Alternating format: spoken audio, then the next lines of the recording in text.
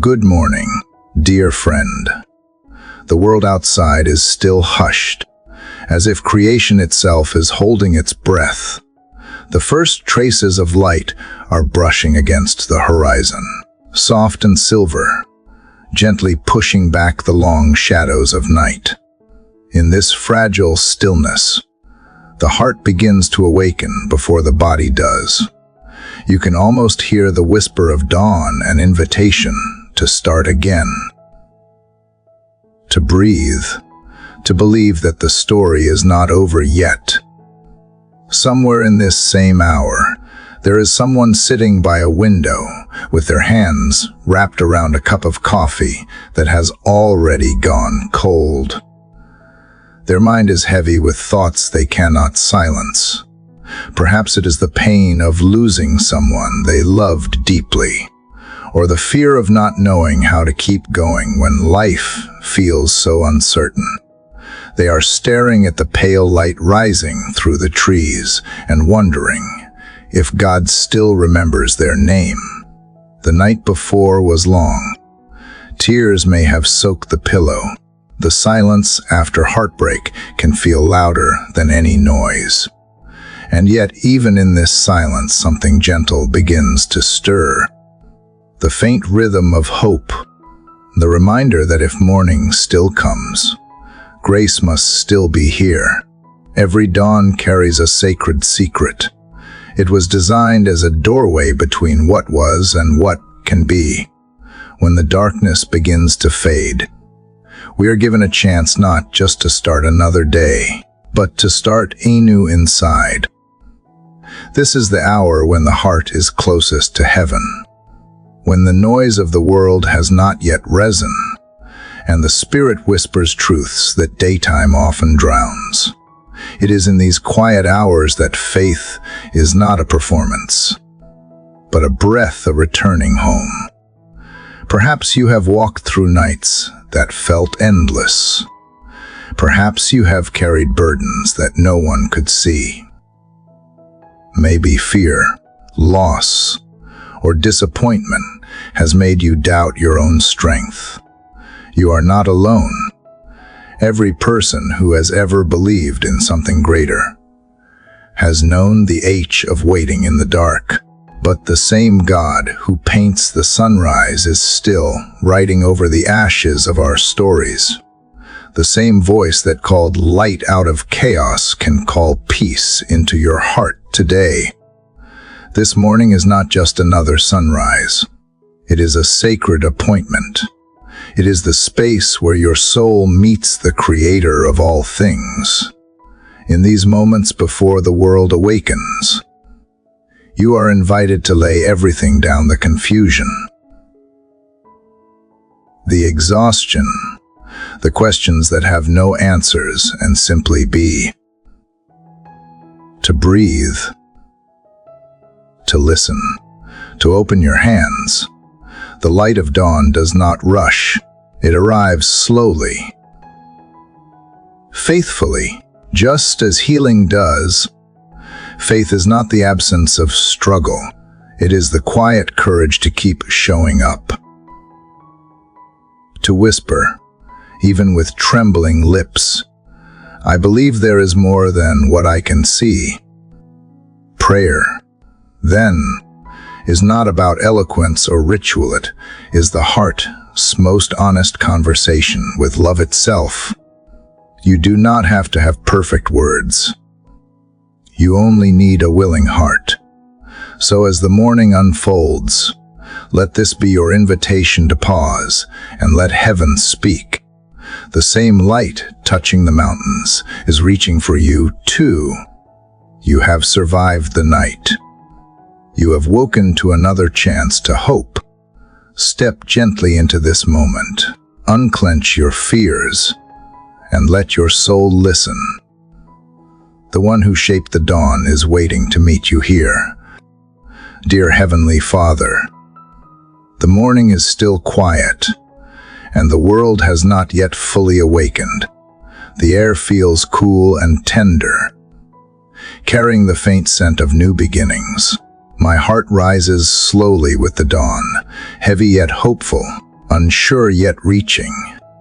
I come before you now, not because I feel strong or brave, but because I cannot face this day without your presence. The night has been long. Thoughts circled endlessly.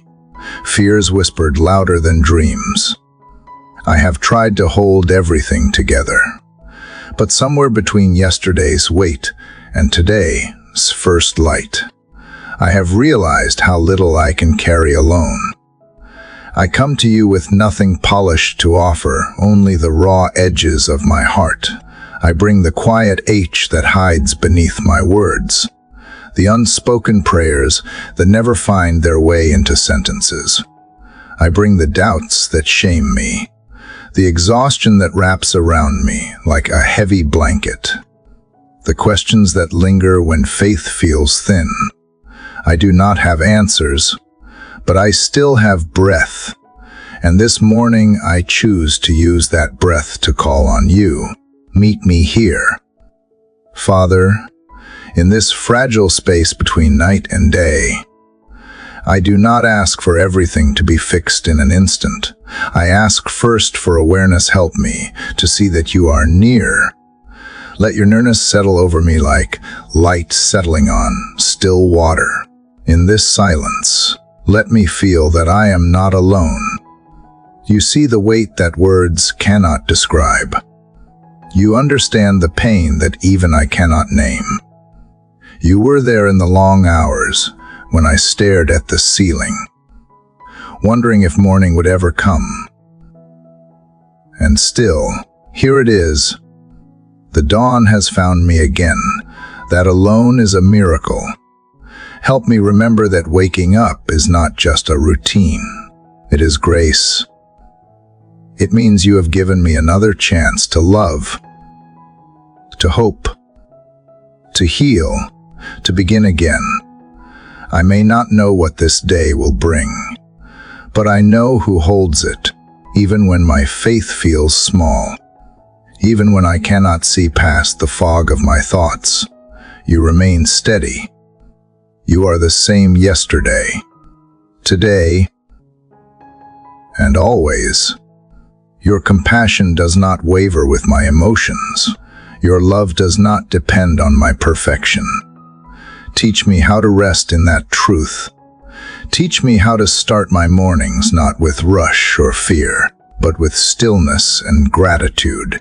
When anxiety rises before the sun, remind me that I do not have to control everything. When worry tries to claim my mind, let your peace guard it gently. Replace my racing thoughts with quiet trust. Help me breathe deeper, slower, until I can sense the rhythm of your presence again. I release to you what I cannot manage, the conversations that left me anxious, the disappointments I cannot shake, the grief that still surprises me at odd moments. Take the fragments, Lord. Take the unfinished prayers. Take the tightness in my chest and turn it into something soft, something new. I believe you can work even in silence. I believe you are already moving in ways I cannot yet see.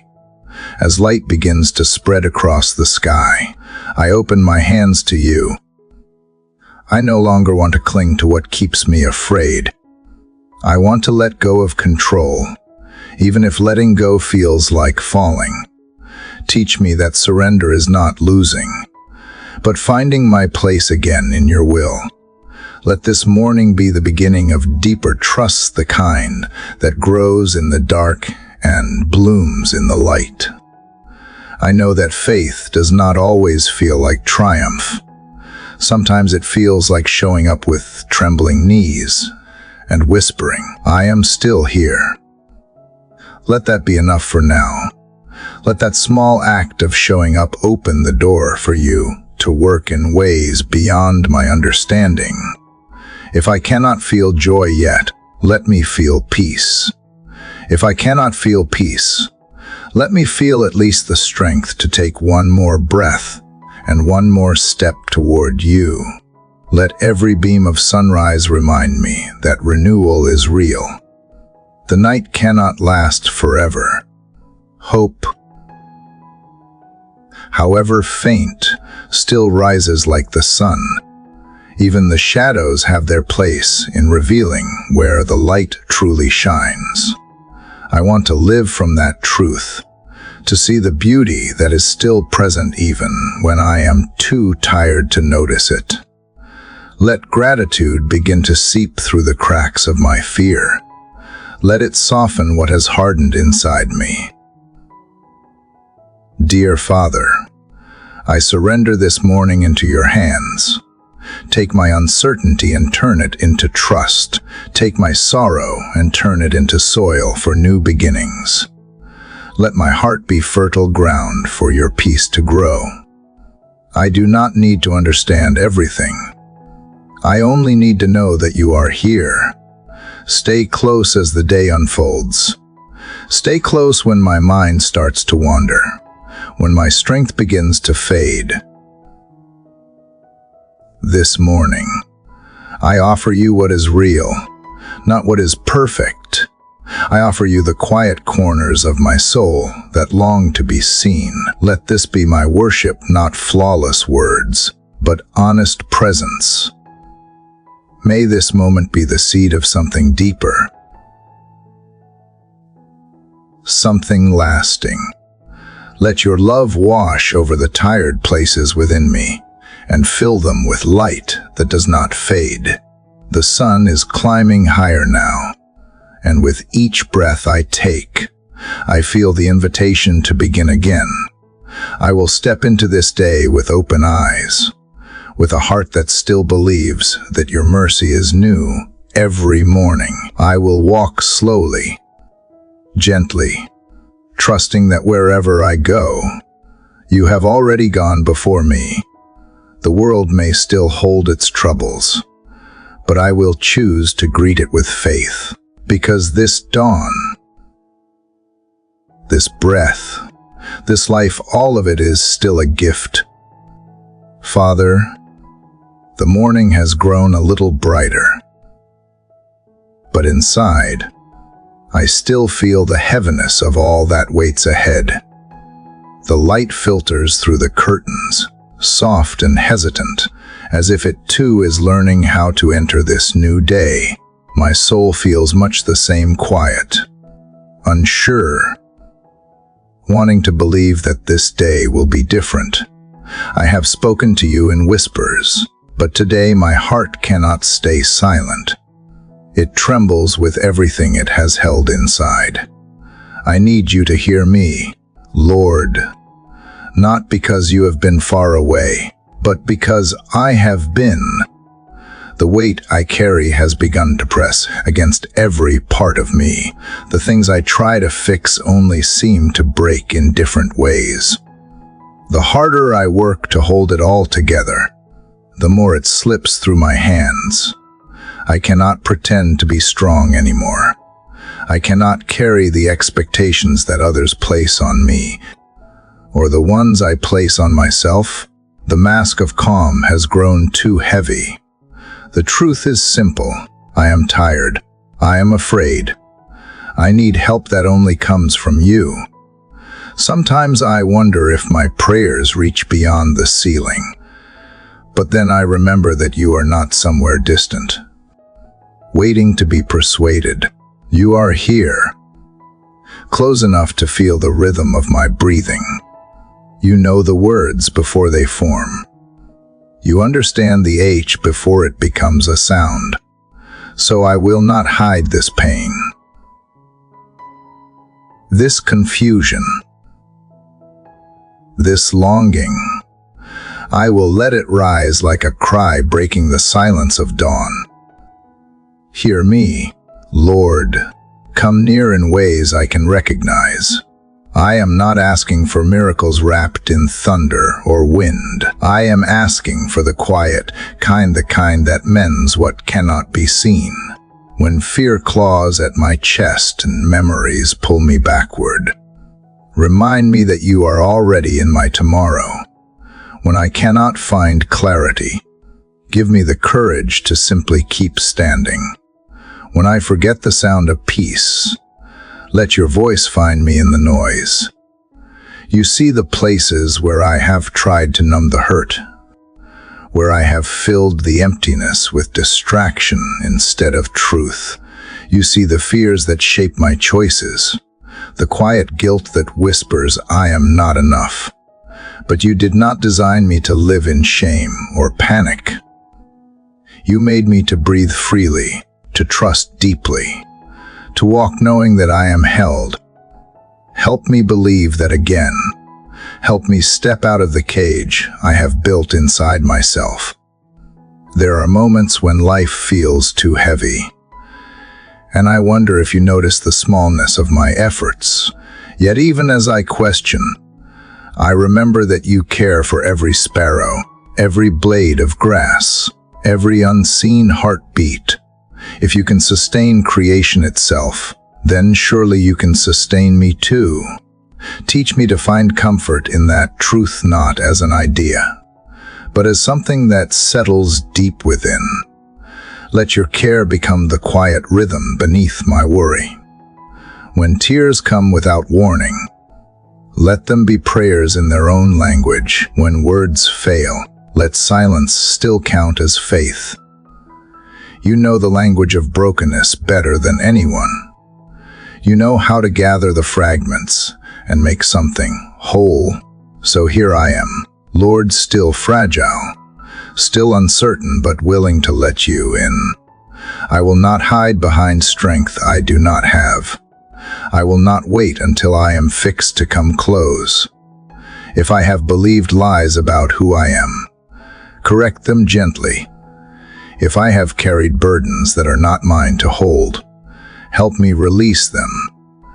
Teach me how to depend on you without shame. Let my first instinct be to turn to you, not to everything else that promises relief but never brings it.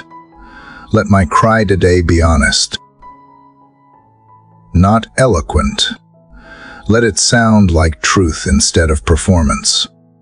There are so many voices around me, demands, noise, comparisons, but yours is the one I need most. Let your words cut through the clutter, reminding me that I am safe, even when nothing feels certain. Let this moment be more than routine. Let it be a sacred exchange. My weakness for your strength, my confusion for your wisdom, my fear for your peace. Lord, I ask not only for rescue, but for renewal. I do not want to return to the same patterns that drain me. I want to learn a new way to live, one that breathes trust instead of tension. Let my cry today be the beginning of transformation.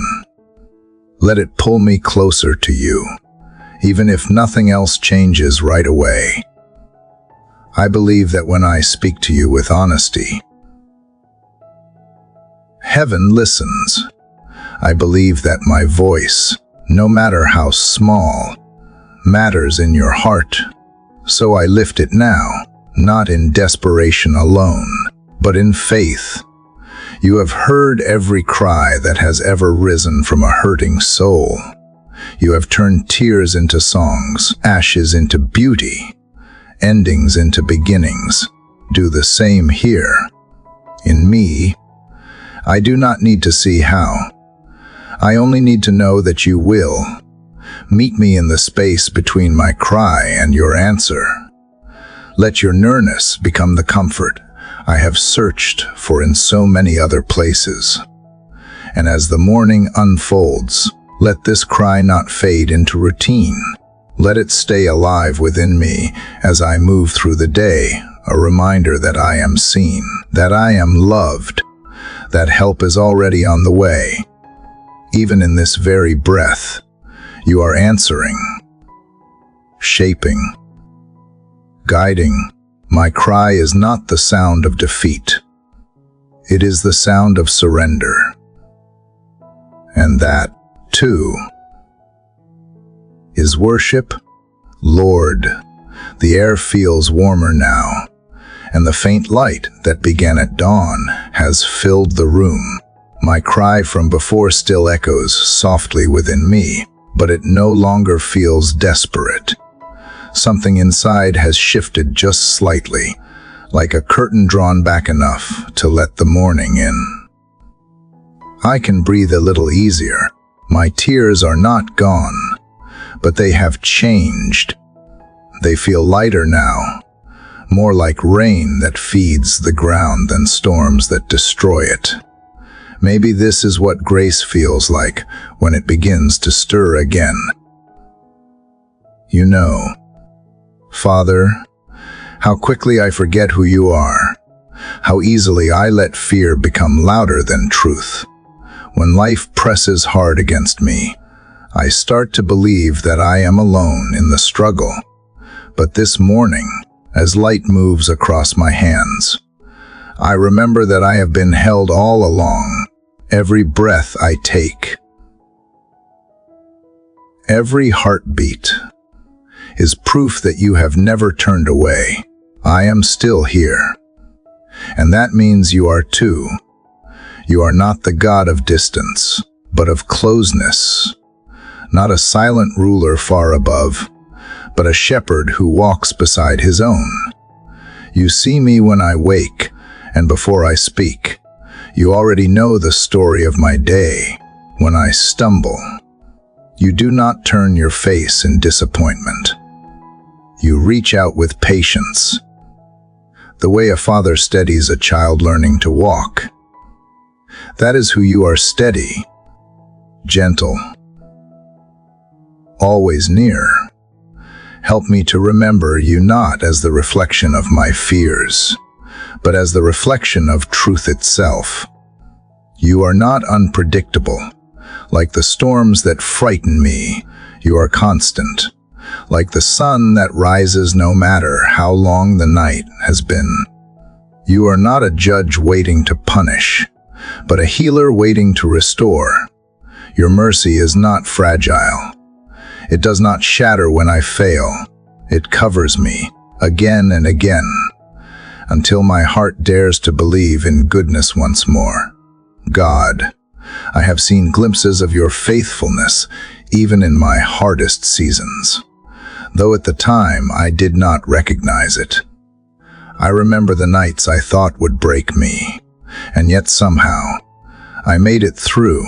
I remember doors that closed painfully, only for new ones to open that led me somewhere better. I remember moments when I was lost, and help appeared in ways I could not explain. These are not coincidences.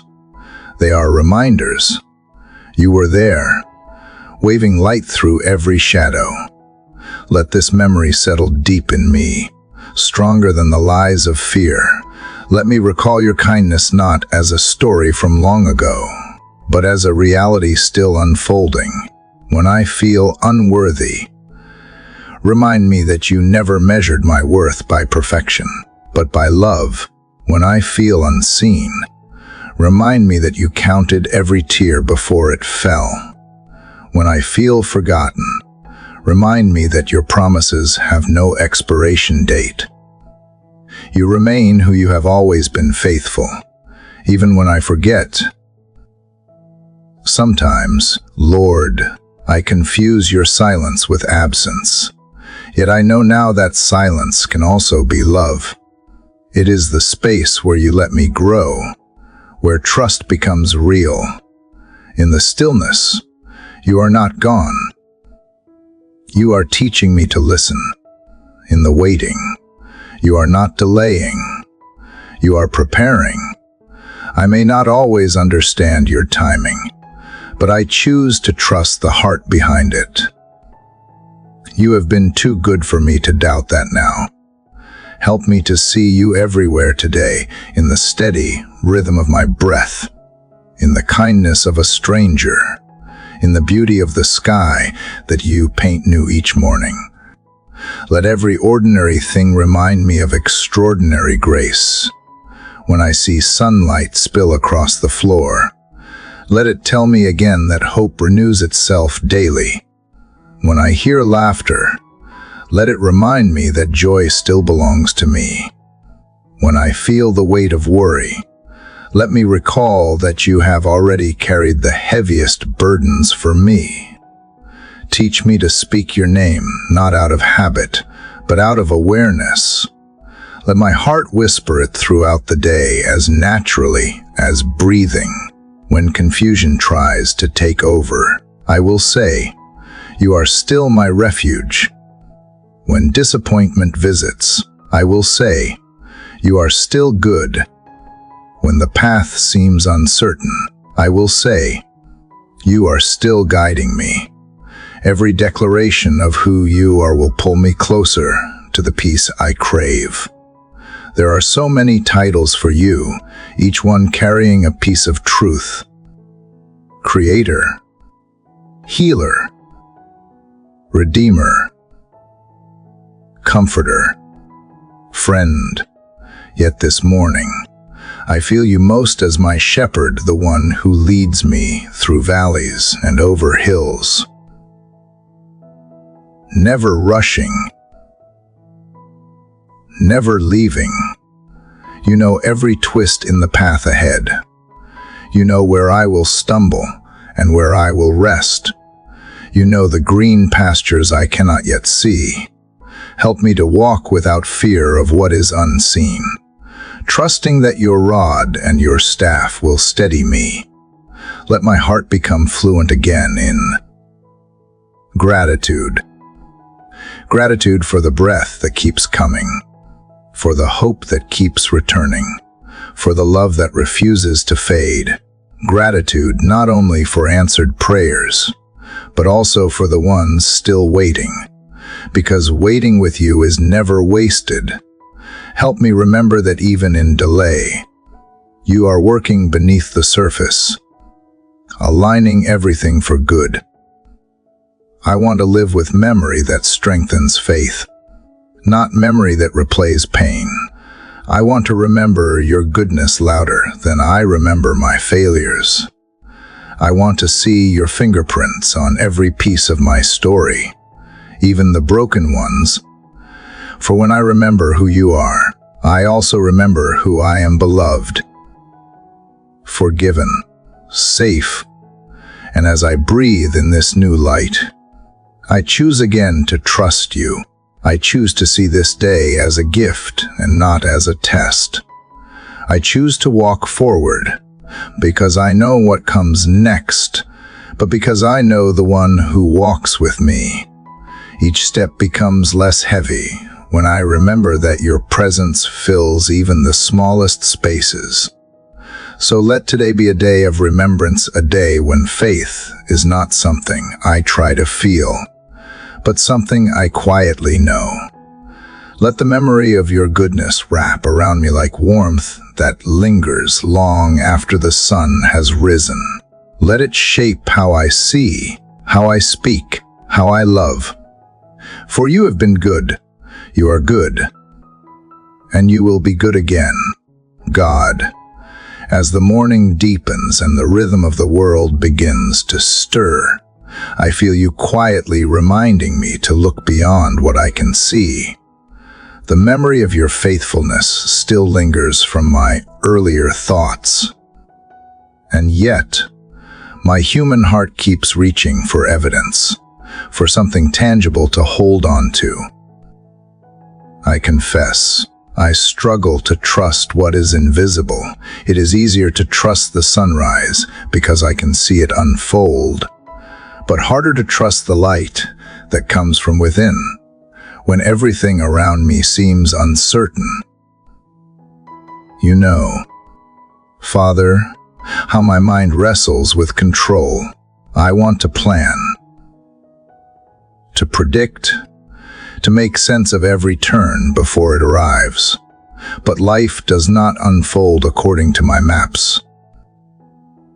Paths twist, seasons shift, and what once felt steady can vanish in an instant. Yet even here, in this tension between knowing and not knowing, you whisper that faith was never meant to be built on clarity. It was meant to be built on you. when I cannot see what lies ahead. Help me not to rush into fear. Let me slow down enough to remember that you have never failed to guide me before. Every closed door that once made me question, you turned out to lead somewhere better. Every unanswered prayer became a lesson in patience that shaped me into someone more grounded. Trust, I realize, is not the absence of questions. It is the choice to hold on even while I wait for answers. There is a quiet kind of strength in surrender, Lord, but it does not come easily. I fight against it, thinking that surrender means giving up, when really it means opening up.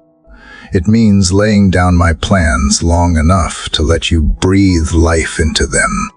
It means choosing peace over control, obedience over comfort. I am learning, slowly, that real faith is not about getting what I want, but about learning to want what you give. Sometimes I forget that you see the entire picture, while I only hold a single piece. What feels like delay to me might be protection. What feels like silence might be preparation.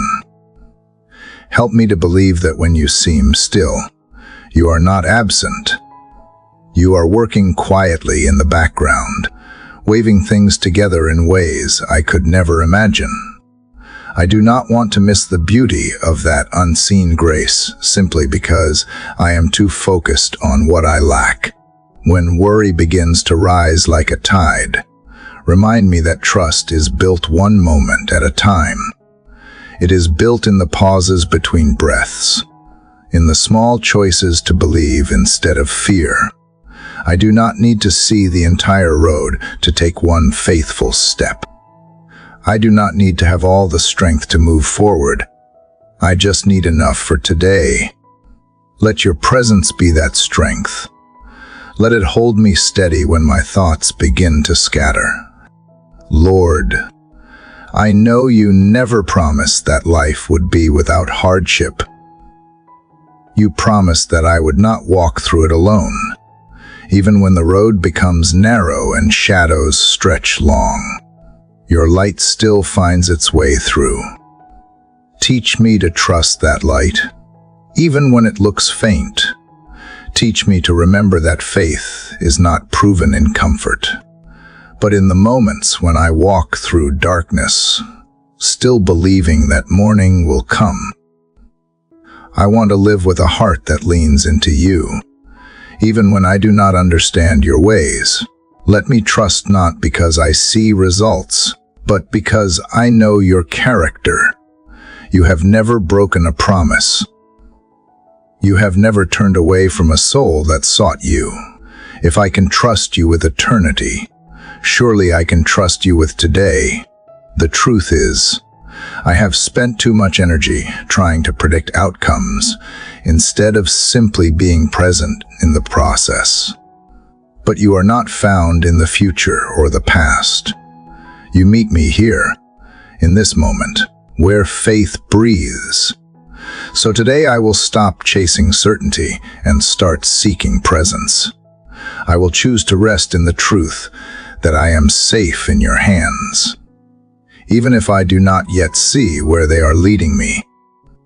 Father, when doubt whispers that I am lost, let your Spirit remind me that I am being led.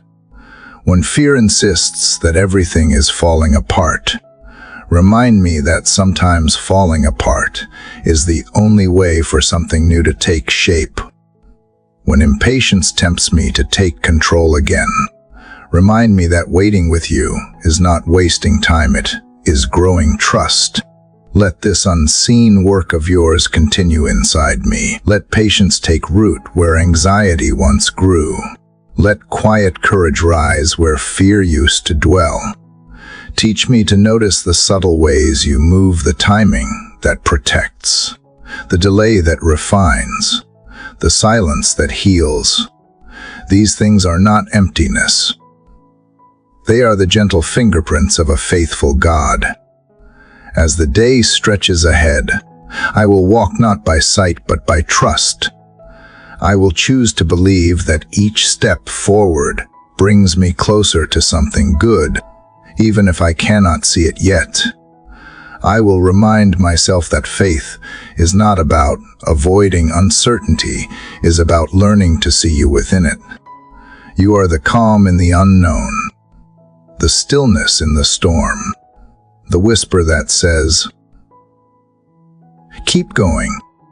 So I will keep going, not because I have it all figured out, but because you do, not because I see the whole road, but because I know the one who paved it. And that is enough for this morning. That is enough for this heart that is learning, little by little, to trust the unseen. Father, as my thoughts continue from where they rested before, I realize that trust cannot live without surrender. It is one thing to believe you are good. It is another to stop clinging to everything I try to manage by myself. Yesterday's faith is not enough for today. I feel you calling me to release my grip, not out of defeat, but out of understanding that your ways are higher, wider, and filled with mercy even when I cannot trace them. Lord, you know how my heart resists letting go. I have carried responsibilities like armor, convinced that if I just worked harder, planned better, or thought longer, I could hold everything together. But each morning proves that life is too vast for me to contain. The more I try to control outcomes, the smaller my peace becomes. I am learning that surrender is not weakness. It is the doorway to freedom. Only when my hands are empty can you place something eternal within them. There is a quiet fear that trembles when I release control. What if I let go and things fall apart? What if I trust you and still face loss? But then I remember that you are not the author of chaos. You are the one who brings order out of dust, beauty out of ashes. You took darkness and spoke light. You took emptiness and formed creation. If you could shape the stars with your word, surely you can shape my uncertain days into something that carries purpose. God, you do not ask me to understand everything, only to trust you enough to follow. When I surrender, I am not stepping into nothingness. I am stepping into your hands. They have never dropped me before. They are the same hands that calmed storms, that lifted the weary, that broke bread to feed thousands. I can trust those hands with my life. Teach me to surrender in small ways, first the quiet choices of the day. Help me release the need to control how others see me, how plans unfold, how time moves. Let me find peace in obedience instead of outcomes. If a door closes, help me thank you instead of panic. If a plan changes, help me trust that you are protecting me from what I cannot yet see. When impatience rises, let your spirit whisper, "Wait, I am working." There are moments when I imagine you watching me hold on too tightly to things you never meant for me to carry. My worries, my pride, my constant need to prove myself, these are weights that crush the soul. You never ask me to bear them. You only ask me to believe that you are enough, even when I am not. To believe that your timing is not a punishment, but a preparation. To believe that surrender is not the end of control, it is the beginning of trust. Lord, when I surrender, help me not to do it halfway. I do not want to say I trust you while still reaching for the reins. Teach me to live open-handed, Let me find comfort not in knowing what comes next, but in knowing that you go before me. Let surrender become my rhythm, the way my heart breathes peace into every decision. I have spent so long fighting battles that were never mine to win. I have tried to change people, fix outcomes, and predict every twist before it came. But you keep showing me that some things are only for prayer, not control. The mountains I cannot move belong to you. The hearts I cannot reach belong to you. The future I cannot see belongs to you. And that truth, though humbling, is also healing. Father, I want to stop striving for a life that looks perfect and start resting in a faith that feels real. I want to wake up each morning knowing that even if everything else shifts, you remain the same. I want my peace to no longer depend on circumstances, but on your steady presence. Let surrender become a daily conversation with you, not an occasional cry in desperation. When the noise of the world grows too loud, let me retreat into the stillness where you wait. In that quiet, teach me to listen rather than speak. Teach me that not every problem demands my reaction. Sometimes, the most faithful act is to step back and let you be God. Let me find courage in that stillness, the courage to trust what I cannot control, to rest in what I cannot understand, and to believe that surrender is not the loss of power, but the alignment of my will with yours. There will be days, I know, when surrender feels like breaking. But even in the breaking, you are building something stronger, like the seed that must split open before it grows. Surrender is not destruction. It is transformation. Let my faith take root in that soil, watered by trust, fed by hope. Let it grow into something steady, something unshakable, something that reflects your peace more than my fear. Help me remember, Lord, that you never force surrender. You invite it. You do not demand control. You ask for trust. You do not steal my choices. You guide them toward wisdom. You do not erase my voice. You teach it to harmonize with yours. This kind of surrender is not about losing myself. It is about finding myself where I was always meant to be. Resting in your will, as this day unfolds, I give you my plans, my fears, and my expectations. I lay them before you like seeds waiting for rain. If you choose to change them, let me rejoice. If you delay them, let me grow in patience. If you fulfill them, let me give glory back to you. I do not want to hold what belongs to you. I want to live light, free from the illusion that I am in control. So I breathe deeply and let go again, not out of exhaustion, but out of trust. The air feels different when I stop fighting against what you are doing.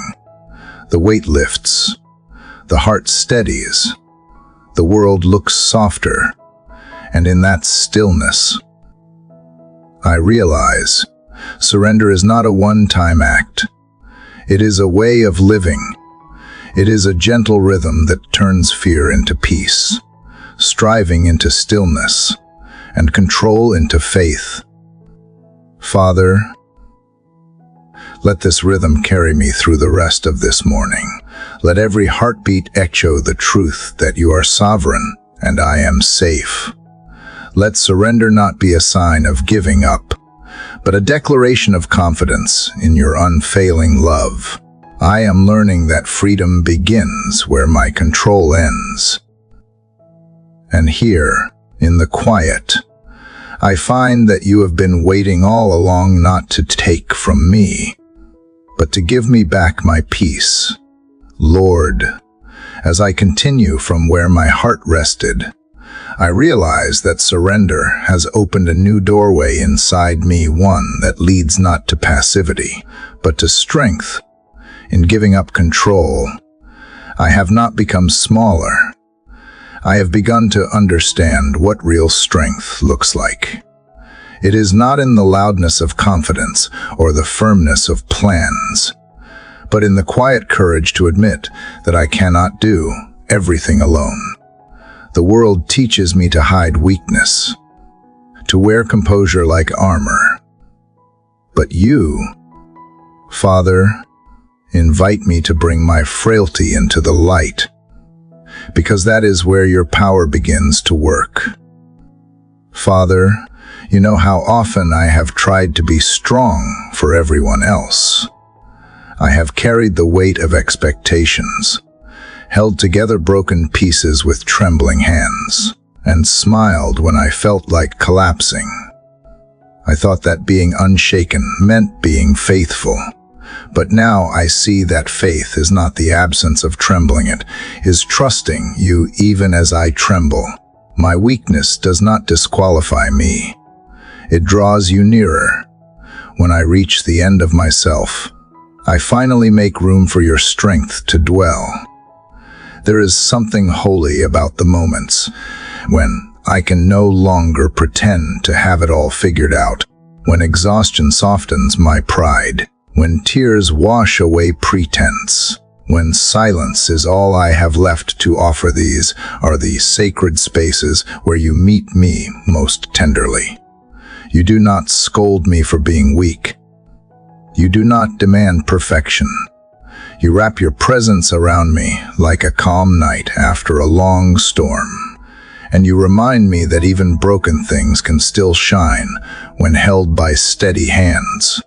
Lord, I have begun to notice that weakness and grace often arrive together. When I am strong, I depend on myself. When I am weak, I finally depend on you. The cracks in my heart are not signs of failure.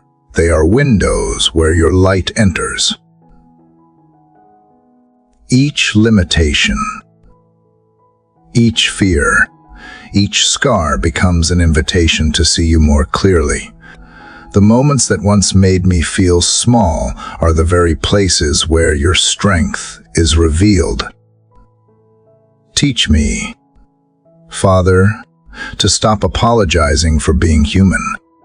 Let me embrace my limits as proof that I was never meant to be self-sufficient.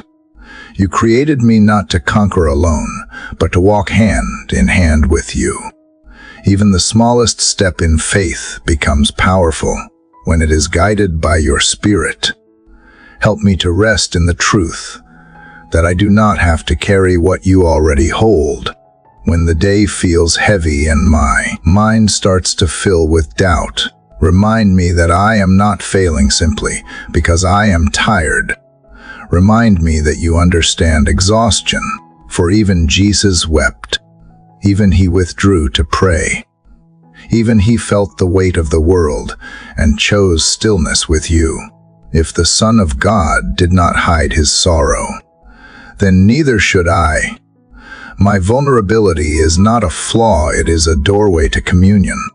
Lord, when I feel weak, help me speak words of truth over my soul. Let me say, I am not forsaken. Let me whisper, your grace is enough. Let me remember that your power is made perfect in my weakness. The world may not understand this paradox, but I am beginning to. The more I yield, the stronger I become, not because I gain control, but because I rest in yours. Help me to stop measuring strength by the size of victories. True strength is found in endurance, in forgiveness, in choosing love when bitterness feels easier. It is found in patience that does not collapse under delay, in faith that holds steady even when prayers remain unanswered. Let me learn to call these quiet acts what they truly are: miracles of grace unfolding within fragile hearts. Sometimes, God, my weakness takes the shape of fear of failing, fear of being misunderstood, fear of not being enough. But you remind me that courage is not the absence of fear. It is walking forward despite it. You whisper that my worth is not built on what I achieve, but on who I belong to. You call me beloved long before I prove anything. And in that identity, I find rest. When others look at my life and see strength, let it not be the kind that boasts. Let it be the kind that kneels, the kind that forgives quickly, listens softly, and gives generously, the kind that does not need to win every battle, because it knows who holds the final victory. Let my strength look like compassion, my courage look like gentleness, and my faith look like quiet endurance.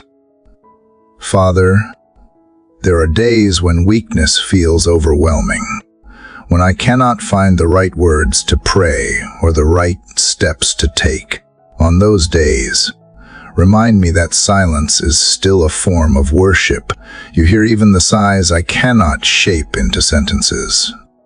You understand the language of my tears. You hold the pieces of my heart not as something broken beyond repair, but as something you are carefully remaking. Let this understanding reshape how I live. Let me no longer fear failure, but see it as part of the path toward wisdom. Let me no longer avoid pain, but allow it to refine me. Let me no longer despise dependence, for it is through dependence that I learn how deeply loved I am.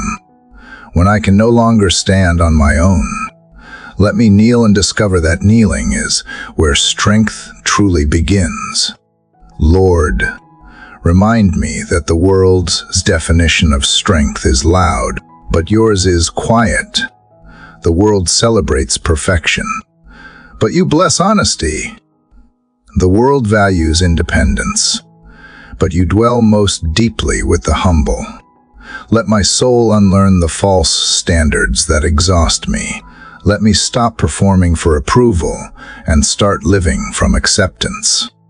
You do not ask me to be invincible. You ask me to be faithful. So, as this morning stretches forward, I offer you my weakness, not as an apology, but as a gift. Take my fatigue, my doubts, my hidden aches, and turn them into testimony. Let others see in me not a person who never struggles, but one who leans on you and keeps walking. Let my scars speak of your healing. Let my limitations point to your limitless love. Let my smallness make room for your greatness. And when the day grows heavy again, when I feel my knees shake under the weight of the unknown, remind me to whisper the truth once more. I am not alone. You are my strength when I have none. You are my breath when I grow weary. You are the steady hand beneath my trembling one, and in that truth, I find peace enough to rise again, even if only one step at a time, carried by grace stronger than anything I could ever build on my own.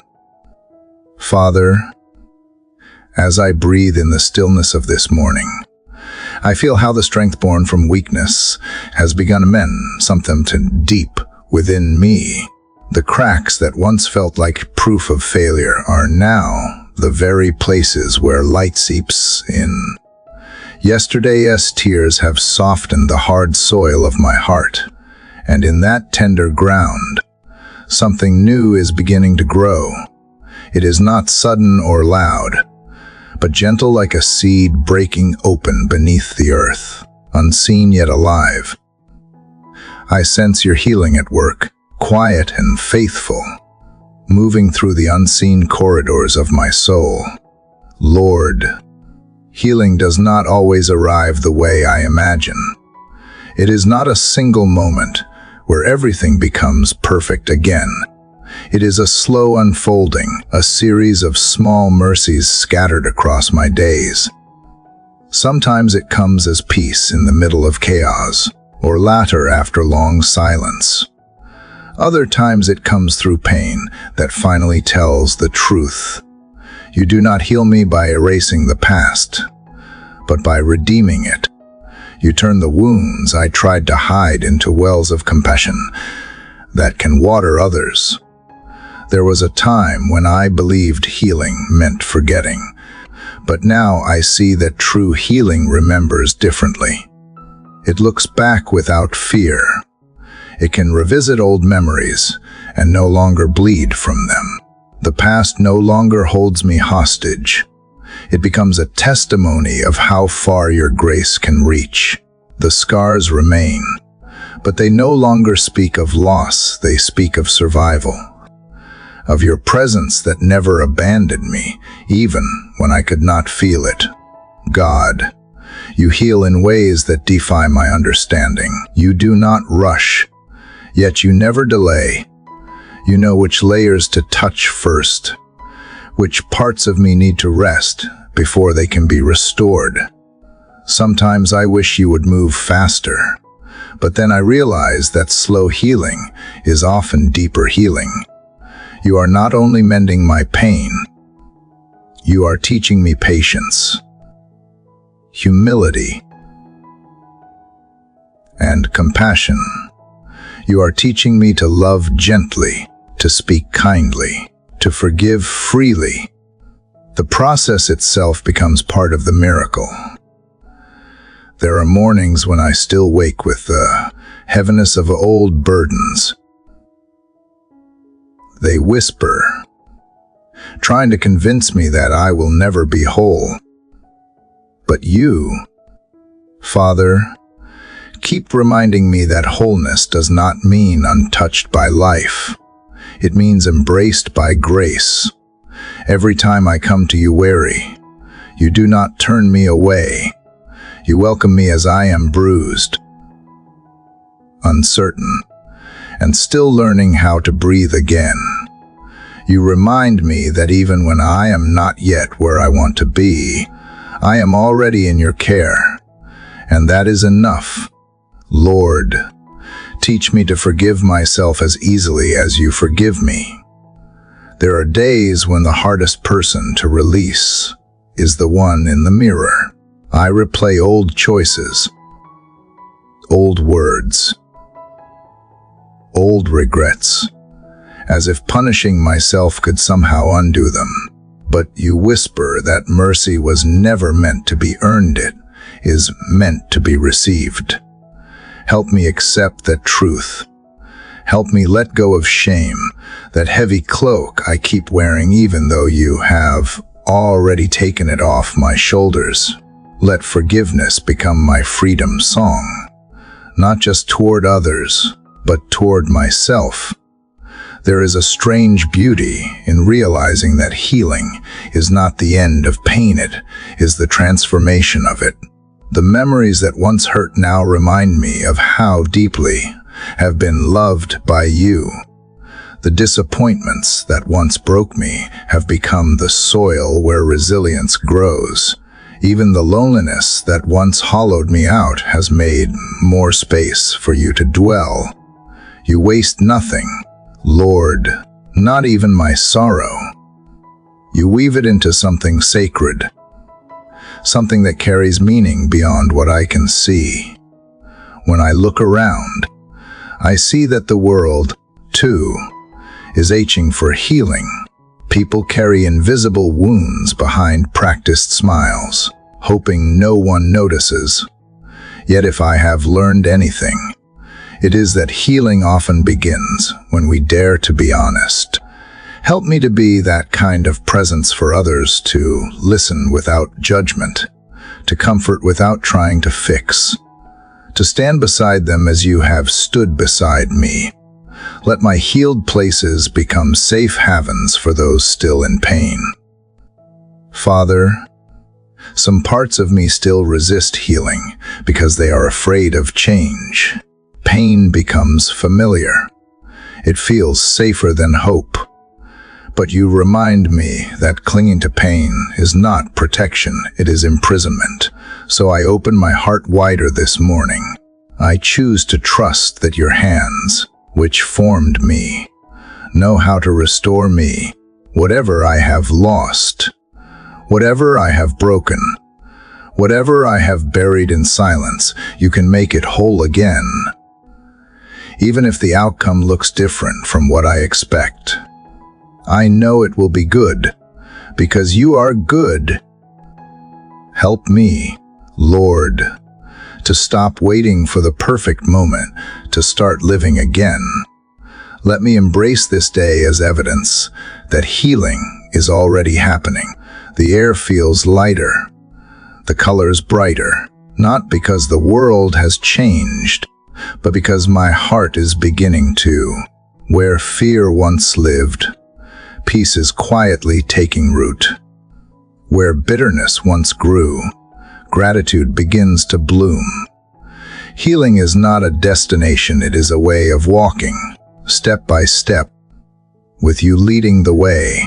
I thank you, Father, not only for the moments of relief, but also for the moments that still ache, because they remind me that I am still becoming.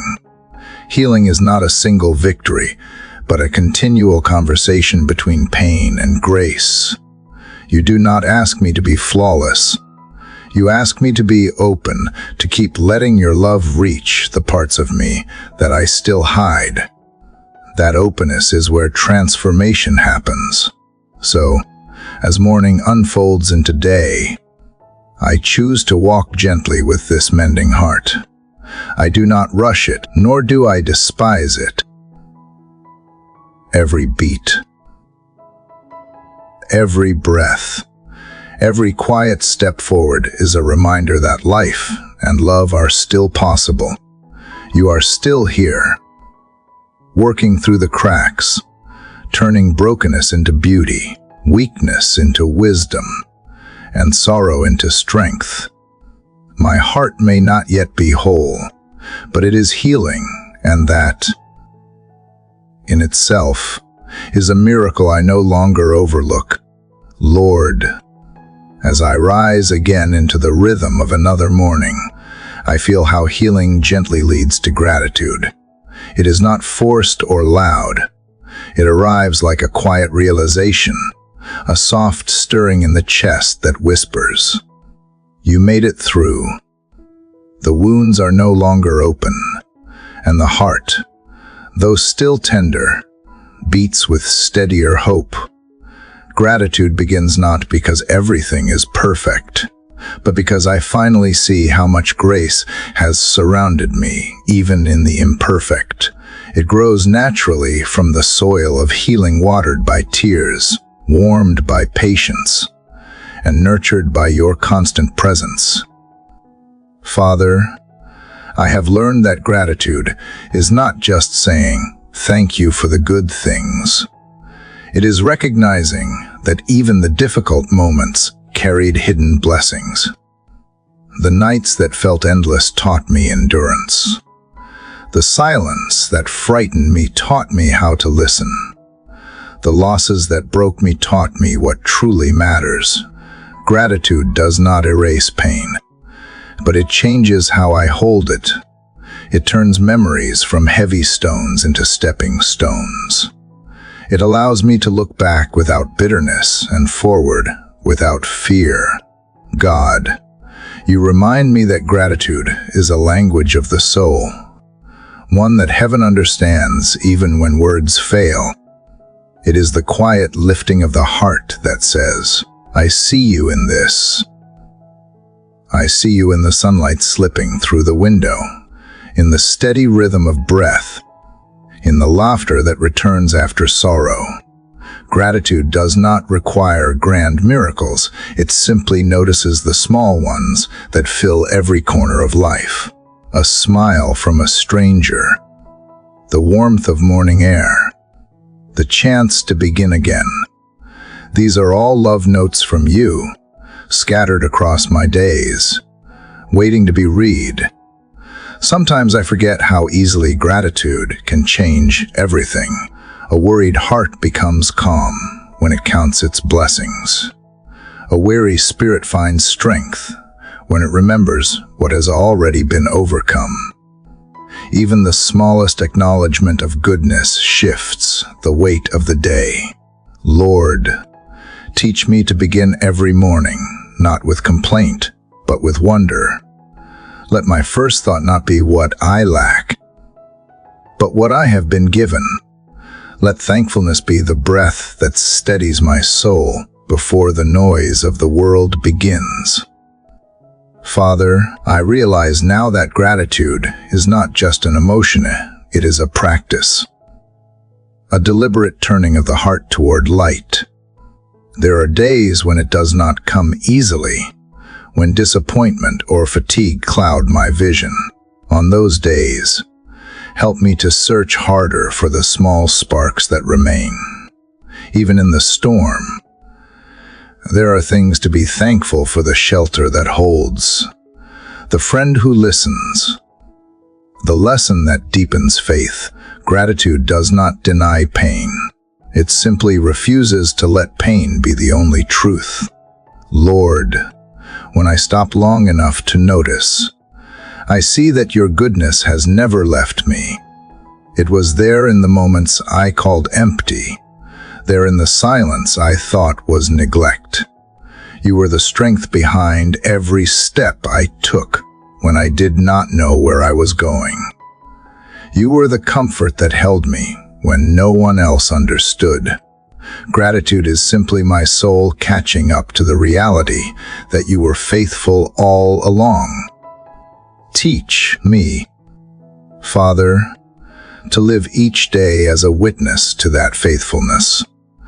Let gratitude flow through me in ways that touch others. Let it show in how I speak, how I forgive, how I give. Let it transform ordinary moments into sacred ones. Gratitude turns even the simplest acts: a shared meal, a helping hand, a kind word into offerings of love. Let me see my life not as something to endure, but as something to celebrate, because each breath, each sunrise, is proof that grace is still at work. Sometimes, gratitude looks like silence when there are no words big enough to hold what I feel. Other times, it looks like laughter that surprises me after long sadness. It can be tears of relief or quiet awe that humbles me. It can be the peace that comes from realizing that what I have is enough. You do not measure gratitude by eloquence, Lord, but by sincerity. Even the smallest thank you, whispered through trembling lips, reaches heaven like a song.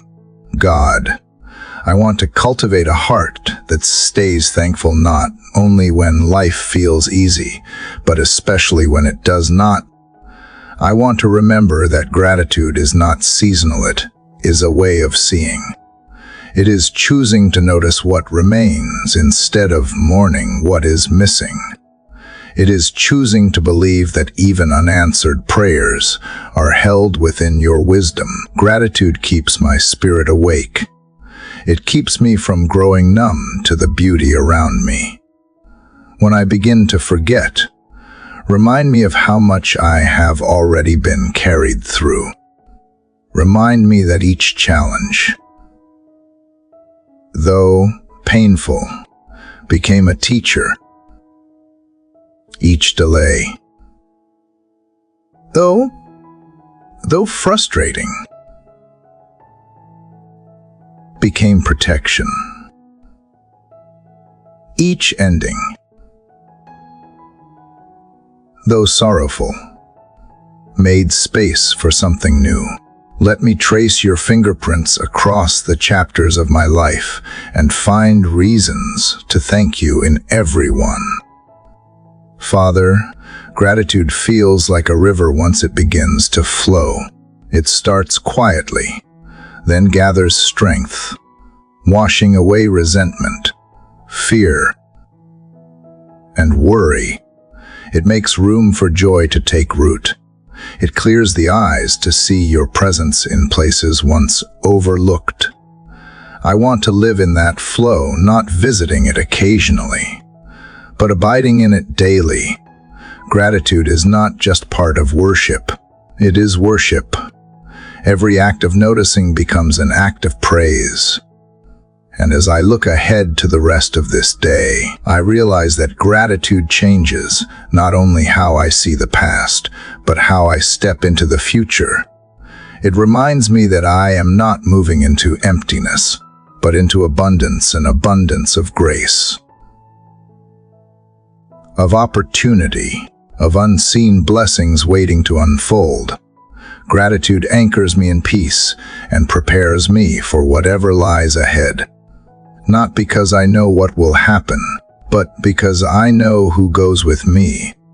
So this morning, Lord, I simply pause. I let my heart rest in quiet. Thanks for the breath that fills my lungs, for the strength that carries me, for the lessons that shaped me, and for the love that continues to hold me together. Gratitude does not erase what I have endured. It gives meaning to it. It transforms memory into testimony, pain into praise, and survival into song. And as the light of day grows stronger, I feel something rise within me, not pride, not certainty, but peace. A peace born from gratitude, gentle and sure, flowing like sunlight over the newly healed places of my heart. Father, as gratitude settles quietly within me, it begins to transform into something deeper peace, not the kind that depends on calm circumstances, but the kind that flows from knowing you are near. It is a peace that does not ask for explanation, that does not need every question answered. It simply exists, steady and quiet, like the air before dawn. This peace feels like a promise whispered to my spirit, telling me that I no longer need to fight the tide. I can let go. I can breathe. I can trust that even when the world trembles, I am still held in your steady hands. Lord, I realize now that peace is not found in escaping life's storms, but in learning to remain centered within them. It is not the absence of struggle, but the presence of confidence that you are working in all things. The same hands that shaped the stars are holding my heart. The same voice that calmed the sea still whispers calm into my fears. When I remember this, even chaos loses its power. Anxiety no longer controls the rhythm of my breath. The storm outside might roar, but inside, there is stillness, a sacred quiet that nothing can steal. Peace is a strange kind of strength. It does not shout or conquer. It rests. It waits. It trusts. It looks chaos in the face and says, "You do not own me." Father, I used to chase peace like something far away, as if it were a reward for solving all my problems. But now I see that peace is not found at the end of striving. It is discovered when I stop striving. It appears when I finally stop trying to fix what only you can heal. It comes in the surrender, in the letting go, in the moment I exhale and remember that you are God and I am not. There was a time when I mistook peace for numbness, thinking that if I felt nothing, I could not be hurt. But true peace does not harden the heart. It softens it. It allows me to feel deeply without being destroyed by what I feel. It makes room for joy even in the presence of sorrow. Reminds me that calm and chaos can coexist, and that your love is the thread holding them together. This is the kind of peace I long to carry, the peace that is not fragile, but resilient, not temporary, but eternal. Father, I ask that you teach me how to walk in that peace. Let it not be something I visit only in prayer, but something that accompanies me into the noise of the world.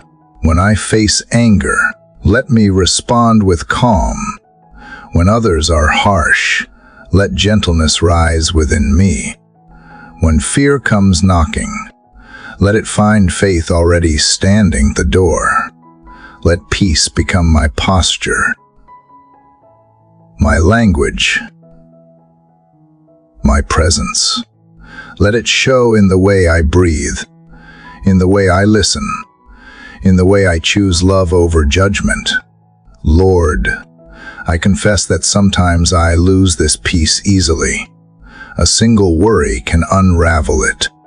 A single harsh word can shake it loose. But you remind me that peace is not something I create.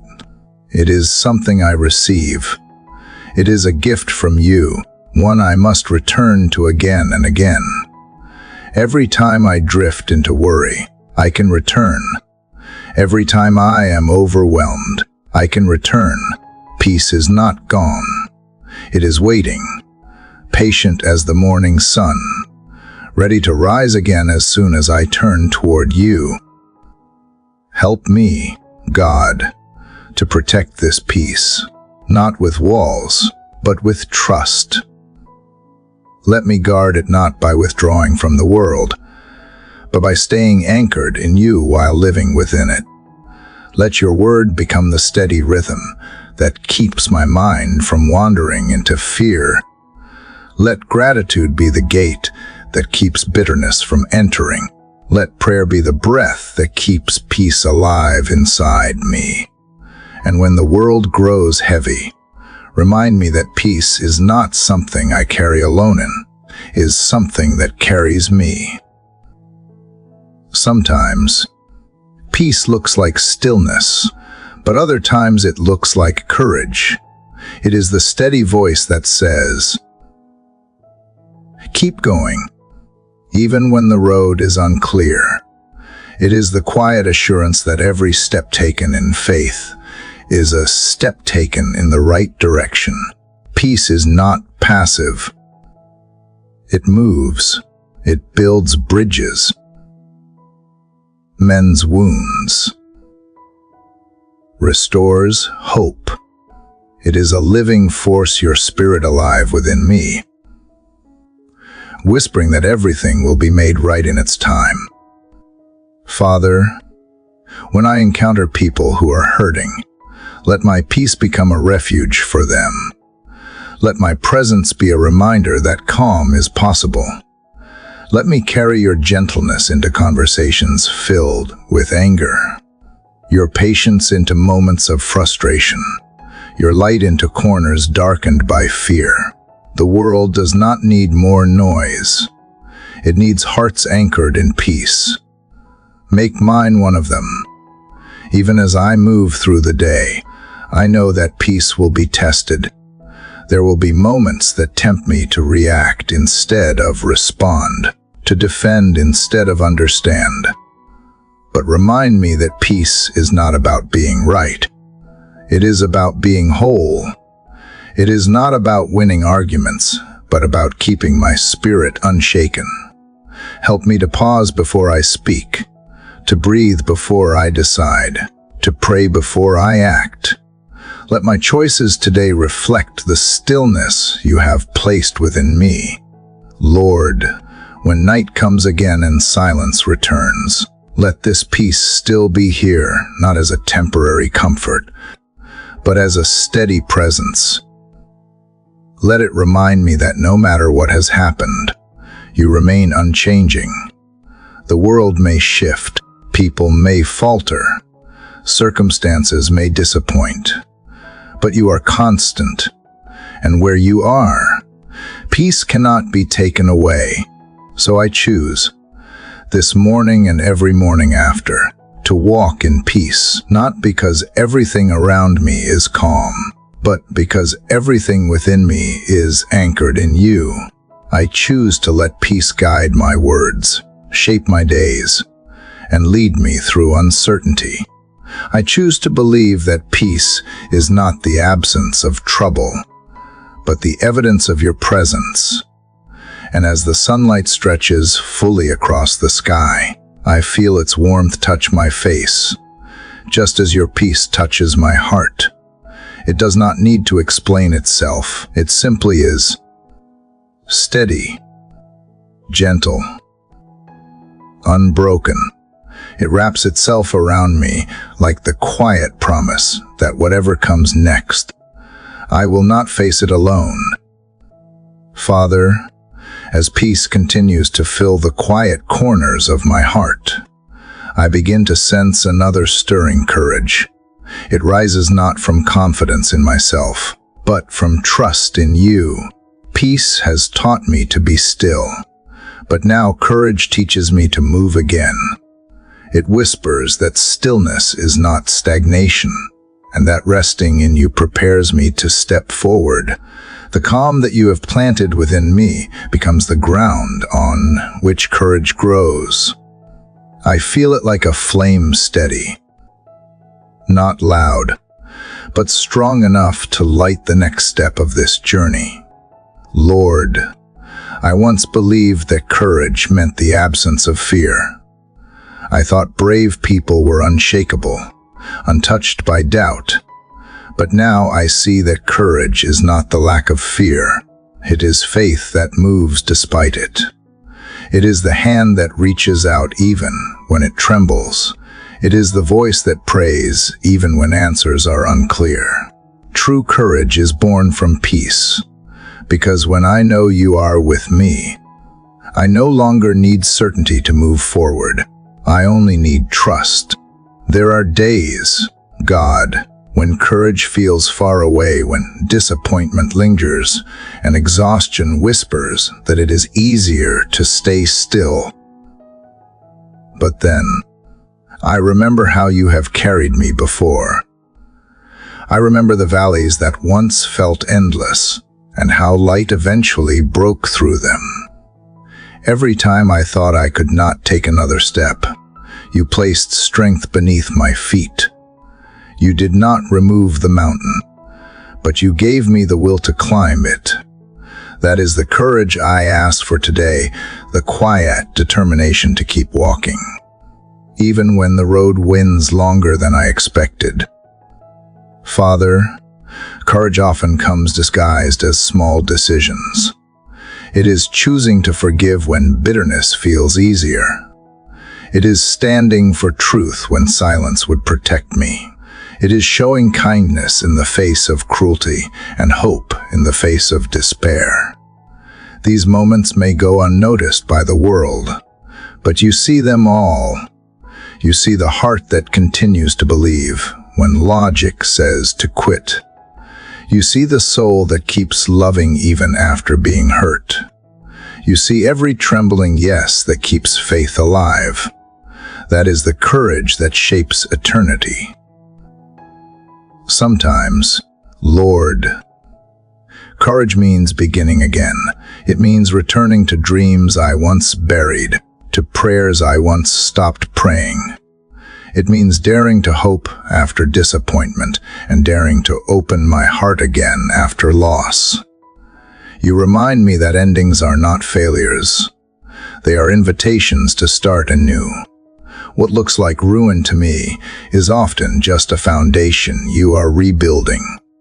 So I ask you to give me courage not only to endure, but to rebuild, to pick up the tools of faith and start again. Even when I do not yet see the finished work. God, courage is also honesty, the willingness to face what is within me without turning away. Some days, The hardest battle is not outside, but inside the doubts. The insecurities. The weariness of waiting. But even here, you teach me that courage is not about pretending to be fine. It is about showing up in truth. You do not bless the mask. You bless the honest heart that says, I am afraid, but I will trust you anyway. In that simple confession, fear begins to lose its power. I know, Father, that courage does not come once and stay forever. It must be renewed daily, just like faith. It grows when I use it, when I step forward even while shaking.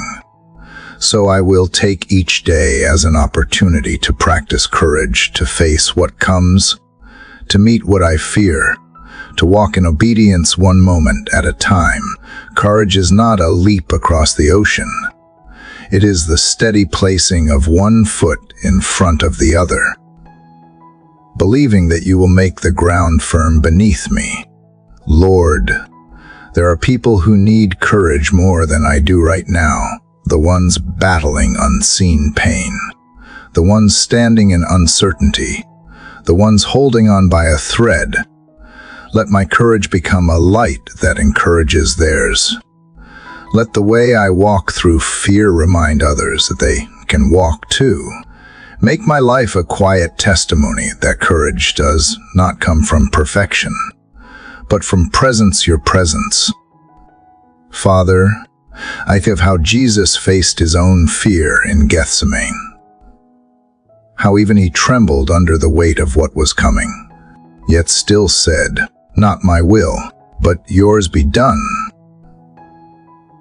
That moment, more than any other, shows me what courage truly is, trusting your plan even when it costs everything.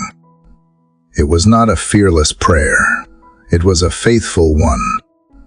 Teach me to pray like that. Teach me to walk like that, with a heart both humble and bold. Sometimes courage is staying when I want to run. Sometimes it is leaving when I have stayed too long. Sometimes it is speaking up, and other times it is remaining silent. Let me hear your guidance in each choice. For courage without direction can become pride. I do not want to move just to feel strong. I want to move where you lead. Let my bravery be shaped by wisdom, my boldness softened by grace. God, when I face moments that test my faith, remind me that courage and fear often walk side by side. The difference is which voice I choose to follow. Help me listen for yours in the noise. Help me remember that you have already gone before me, that nothing I face today will surprise you. You have written strength into my story before I even knew I would need it. As the morning light continues to grow, I feel courage rising with it. It is not dramatic, it does not roar or demand attention. It hums quietly, like a heartbeat that will not stop. It tells me to keep showing up, to keep believing, to keep moving. It tells me that your grace is enough for what comes next. So, Father, as this new day unfolds, I take my place in it with steady faith. I do not know what challenges await, but I know who walks beside me. And that knowledge turns hesitation into movement, fear into focus, and uncertainty into trust. Courage, I now understand, is not what I bring to you, it is what you awaken within me. And with that truth, I rise, ready not because I am fearless, but because I am loved. Lord, as courage begins to steady my steps, I feel a quiet question rising within me. Why am I here? Not in the sense of doubt, but in the gentle H of purpose. Each morning feels like a reminder that my breath still has meaning, that I have not been forgotten in the great tapestry of your design. The peace you have given, the strength born through weakness, the healing that has softened my heart, all of it points to something beyond myself. I realize now that you never bless me just for comfort. You bless me so I can become a vessel of light. Father, I once thought purpose meant grand achievements, visible success, or applause from others. But you are teaching me that purpose often hides in the ordinary. It is in the unseen kindness, the quiet acts of love, the simple faithfulness to show up when no one notices. The light of purpose does not always shine like a spotlight. It often glows like a candle in a dark room. Small, steady, faithful.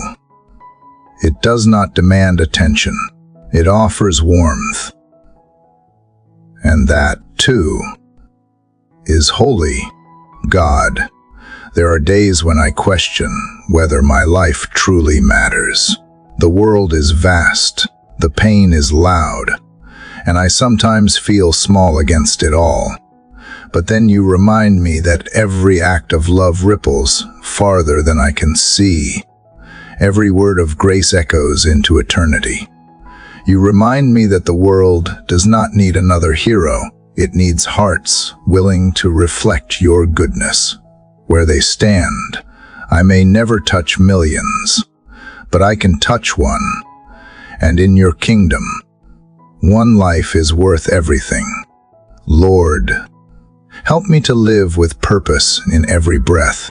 Let me see each morning not as routine, but as calling. When I wake, let me ask not what the day owes me, but what I can give to it.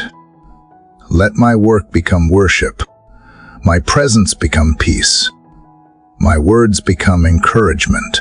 Let me serve where I am planted, trusting that no place is too small for your glory to dwell. Purpose does not wait for perfection. It begins wherever love chooses to act. Sometimes, Father, I fear missing my calling, as if purpose were a single path I could lose forever. But you remind me that your will is not fragile. It is not a narrow road hidden in mystery. It is a living relationship, unfolding one step at a time. You do not demand that I figure everything out. You invite me to walk with you. If I stay close to you, I cannot be lost, because purpose flows naturally from your presence. There are moments, Lord, when I compare my path to others and wonder if I am doing enough. The world shouts that success means more, faster, louder, but you whisper that purpose means deeper, truer, kinder. You measure greatness not by the size of influence, but by the depth of love. You see what is done in secret, what costs something real. So teach me to stop chasing validation and start pursuing faithfulness. Let me care less about being seen and more about being genuine before you. Father, sometimes purpose takes the form of waiting. It is not always movement. It can be stillness filled with trust. Even in seasons where doors remain closed and answers seem delayed, you are working. The waiting becomes shaping. The silence becomes preparation. You are molding my character to carry what my calling will require. Let me not despise the hidden seasons. They are the roots that sustain every future bloom. I see now that purpose is not something to find, but something to live. It is not a finish line. It is a daily choice. Every conversation, every task, every decision can become sacred when I offer it to you. The way I love my family, the way I forgive, the way I endure hardship, all of it can carry your reflection. Purpose is not one great act, but 1,000 small obediences strung together by faith. Lord, give me eyes to see the opportunities disguised as interruptions, the moments when someone needs patience more than advice, presence more than answers. Give me ears to hear the quiet needs of others, the ones too shy to ask for help. Let me live alert, not just for my plans, but for yours. The world is filled with divine appointments, hiding in plain sight. I do not want to rush past them anymore. Sometimes, Father, purpose looks like persistence. It is continuing to sow kindness when no one claps, continuing to forgive when it feels unfair, continuing to pray when silence lingers. Purpose is what remains when excitement fades. It is what faith looks like in motion. It is not always sweet. Sometimes it tastes like discipline, but even that discipline is love. You are teaching me that purpose is not about doing what feels good, but about doing what is good. And yet, purpose also brings joy, the kind that runs deeper than happiness. It is the joy that comes from knowing I am part of something eternal. The smallest thing done with love echoes in heaven. Every prayer, every act of mercy, every choice to believe instead of despair, all of it matters. Purpose gives even the hardest days meaning. It turns endurance into offering, pain into participation, life into worship. Father, I know now that my purpose is not something I possess. It is something I embody when I walk with you. It is the reflection of your heart through mine. Wherever I go, whatever I do, let your love be visible in me, not through perfection, but through sincerity. Let my life tell a story that points to you, one small moment at a time. And as the sun climbs higher this morning, I feel that quiet sense of direction deepening. I may not see the full path ahead, but I know this: my purpose is to love, to serve, to trust, to create beauty where there was once pain, and to walk faithfully until light leads to light. You have not called me to be extraordinary. You have called me to be yours. And that, Father, is more than enough reason to rise again today. Heart steady, spirit open, ready to live this purpose one breath at a time.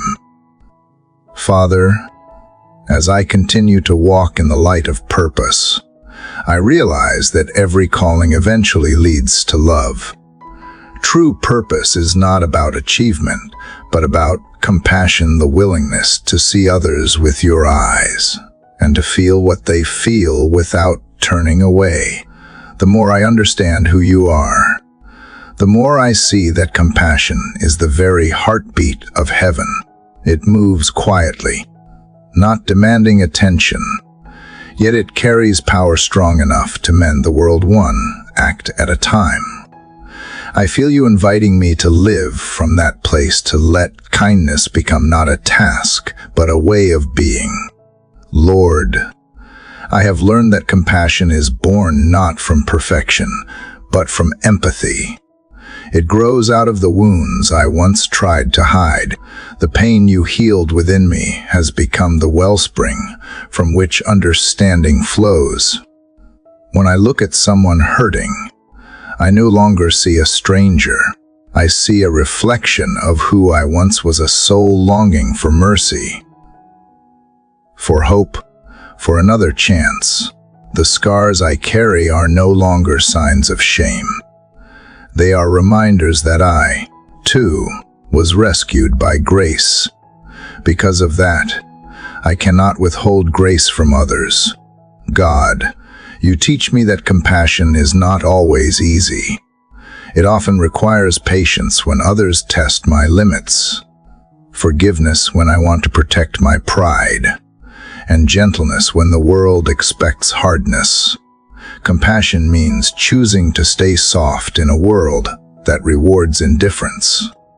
It means listening longer than is comfortable and loving beyond what is convenient. It means giving even when I feel empty, trusting that you will refill what I pour out. This is not weakness, it is strength disguised as tenderness. Father, when I see suffering, help me resist the urge to look away. Let me not grow numb to the cries around me or too busy to notice the quiet pain in another sighs. Break my heart for what breaks yours, but do not let it stay broken. Let it move me toward action. Let my compassion have hands that serve, feet that go, and words that heal. Let my empathy not remain emotion, but become expression and extension of your love reaching through mine. There are times, Lord, when compassion feels costly. It demands vulnerability and the courage to care, even when the outcome is uncertain. It means risking disappointment, misunderstanding, and even rejection. But you remind me that love without cost is not love at all, it is convenience. True compassion, like yours, is selfless. It chooses to give without keeping score, to stay even when gratitude never comes, to believe in goodness even after being hurt. Teach me to love that way, not for reward, but because that is who you are shaping me to be. God, I remember the moments when compassion found me through others. When I was weary,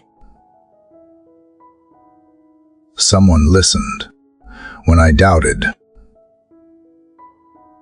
someone believed. When I felt unseen, someone noticed. These were not random gestures. They were reflections of you. Their kindness became the bridge that brought me back to hope. Now I understand that every time I extend compassion, I am building that same bridge for someone else. What a sacred privilege to become a small piece of someone's healing story. Father, help me to see people beyond their actions. Everyone carries a hidden story. The angry often carry pain.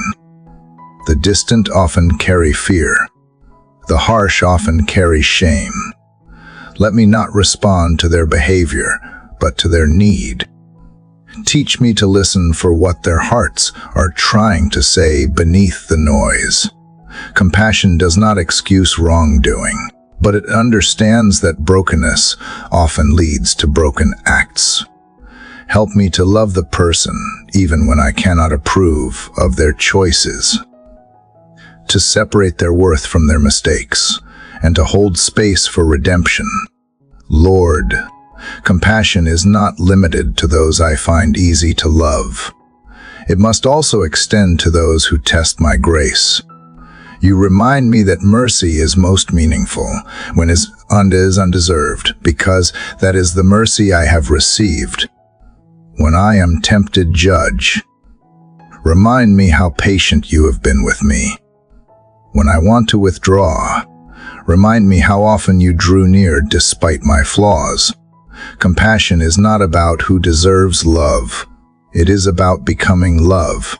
Let that truth live in me deeply. Sometimes, Father, compassion means forgiveness, choosing to release what hurts so healing can begin. Forgiveness does not mean forgetting. It means refusing to let bitterness shape my future. It means acknowledging the pain without giving it power. It means trusting that justice rests in your hands, not mine. Help me forgive as freely as I have been forgiven. Let compassion cleanse the places where resentment once lived, turning wounds into wisdom and anger into peace. There are moments when I feel too small to make a difference. The needs of the world seem endless, and my capacity feels limited. But you remind me that compassion is not measured by scale, only by sincerity. A single act of kindness, offered in faith, can ripple farther than I will ever see. The smile I give, the hand I lend, the prayer I whisper, all of it matters. You take small offerings and multiply them into miracles. So even when I feel insignificant, remind me that love is never wasted. Lord, let compassion be the rhythm of my life. Let it shape how I speak, how I lead, how I forgive, how I serve. Let my presence bring comfort to the weary, light to the discouraged, and peace to the fearful. When people encounter me, let them sense something of you, a warmth that does not fade, a gentleness that does not judge, a strength that does not need to dominate. Let compassion be the fragrance that follows me, quietly testifying that grace is real and alive. And when I falter, when impatience returns or weariness dulls my empathy, restore my heart. Fill me again with the tenderness that first drew me to you. Let me remember that compassion is not a feeling I must maintain. It is a grace you continually renew. I do not love out of my own strength, but out of yours. Each act of mercy begins in you, flows through me, and returns to you. So as this morning unfolds, I carry this prayer like a promise to see people, to love them as they are, and to leave every encounter a little softer, a little brighter, a little more like you. Compassion, I have learned, is not something I give away. It is something that grows as I give it. The more I share it, the more it fills me. And in that endless exchange, my heart learns what it truly means to live. Father, as compassion deepens within me, I begin to understand that love cannot thrive without stillness. After giving, serving, and reaching outward, the soul must return inward to the quiet place where you speak without words. The world often confuses movement with meaning, but you keep teaching me that wisdom is often found in pause. Stillness is not emptiness. It is where your voice becomes clear. It is where strength gathers again, where truth sinks from the mind into the heart. I have begun to crave that stillness not as escape, but as communion. Lord, I notice how easy it is to lose myself in noise. The constant hum of responsibility, the endless flood of thoughts, the pull of urgency, all of it drowns the whispers of grace. Even good intentions can become distractions when they are not anchored in peace. But when I slow down enough to breathe, I realize that you were never far. You were not silent. I was simply too loud. In stillness, I rediscover that you have been here all along, waiting patiently for me to stop striving and simply listen. God, the quiet moments with you feel like sacred ground. They do not need grand words or perfect prayers. Sometimes, the silence itself becomes worship. My heart beats, and I realize that each pulse is sustained by you. My breath steadies, and I understand that each inhale is grace renewed. In these moments, the world fades and eternity feels near. Stillness strips away everything unnecessary until only love remains your love, which is enough. Father, teach me to rest without guilt. Help me remember that rest is not laziness, it is obedience. You designed even creation to breathe. The sea retreats before rushing forward. The earth sleeps before blooming again. If the stars can rest in their appointed rhythms, then surely I can trust you enough to pause. The same hands that hold the universe can hold my unfinished work. When I rest in you, I do not lose time. I recover meaning. There are days when stillness feels impossible, when my mind races faster than my prayers. But you remind me that peace does not require perfect quiet, it requires presence. Even in the middle of noise, I can find stillness if I center my heart on you. It is not about where I am, but who I am with. I can carry stillness like a sanctuary within me, a sacred space untouched by the storms around me. There, your wisdom speaks, not through thunder, but through a gentle whisper that steadies my soul.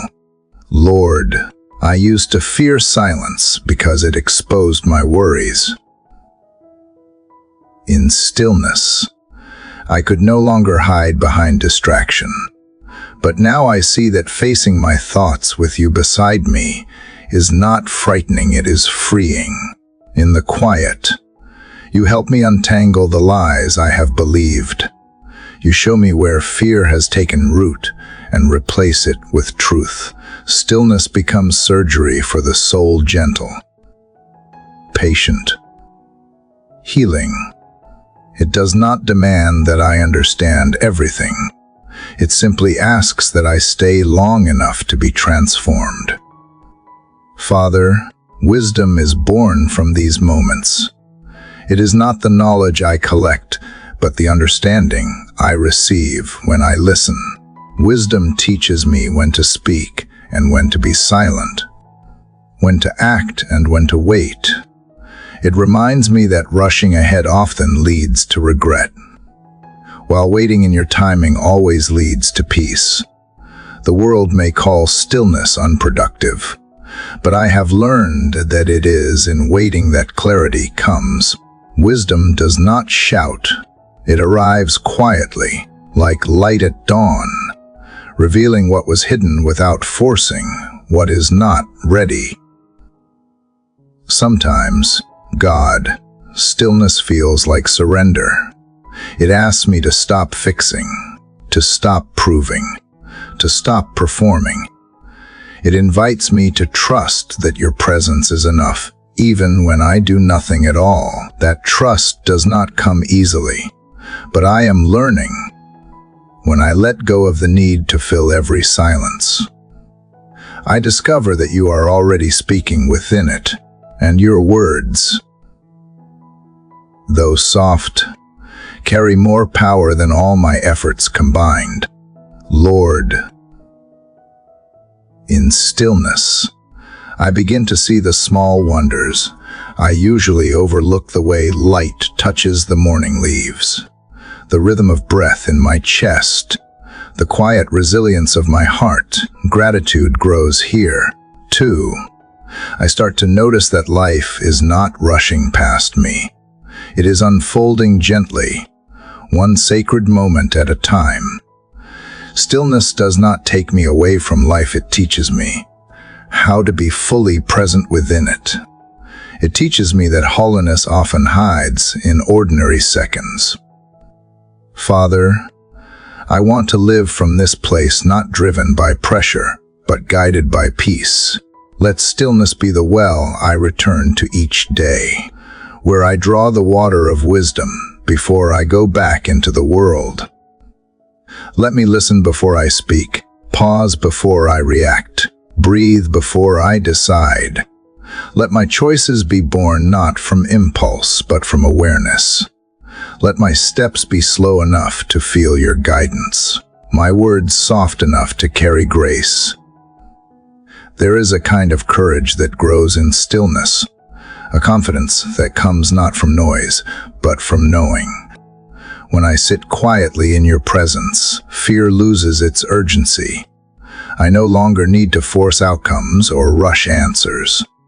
I can trust that what is meant for me will not pass me by. I can rest in the truth that your timing is never late, it is precise, purposeful, and perfect. Lord, teach me to bring stillness into the chaos of everyday life. When people speak in anger, let my calm become a balm. When confusion spreads, let my peace become clarity. Let the stillness I learn with you ripple outward, shaping how I meet the world.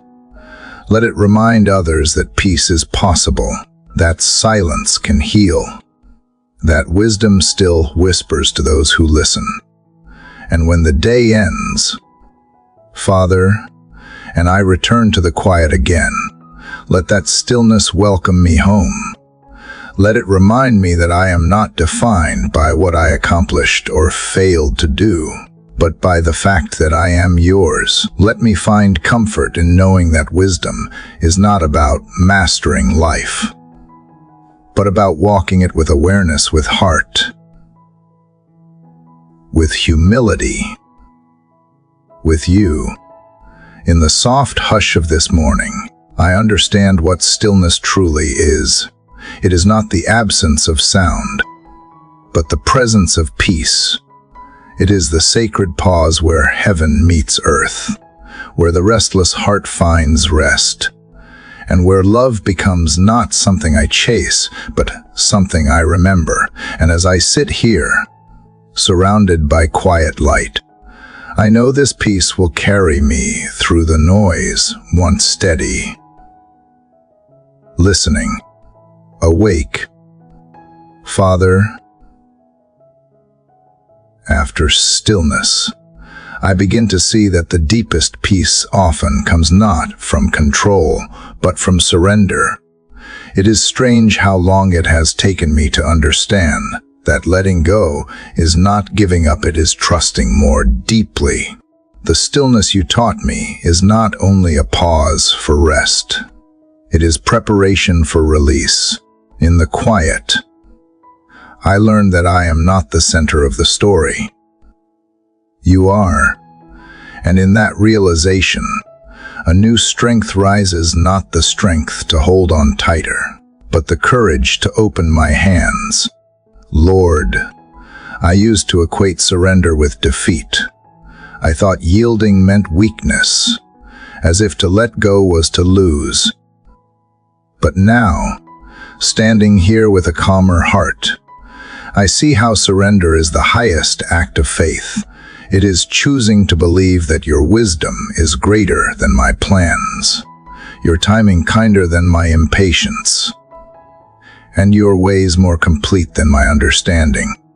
To surrender is to say, I do not know what tomorrow holds, but I know who holds me. It is freedom disguised as humility.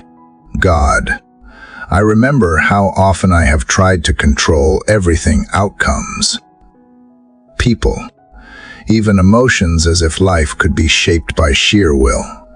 But the harder I gripped, the more anxious I became. It was never control I sought, it was safety. And yet, the safety I chased only arrived when I stopped chasing.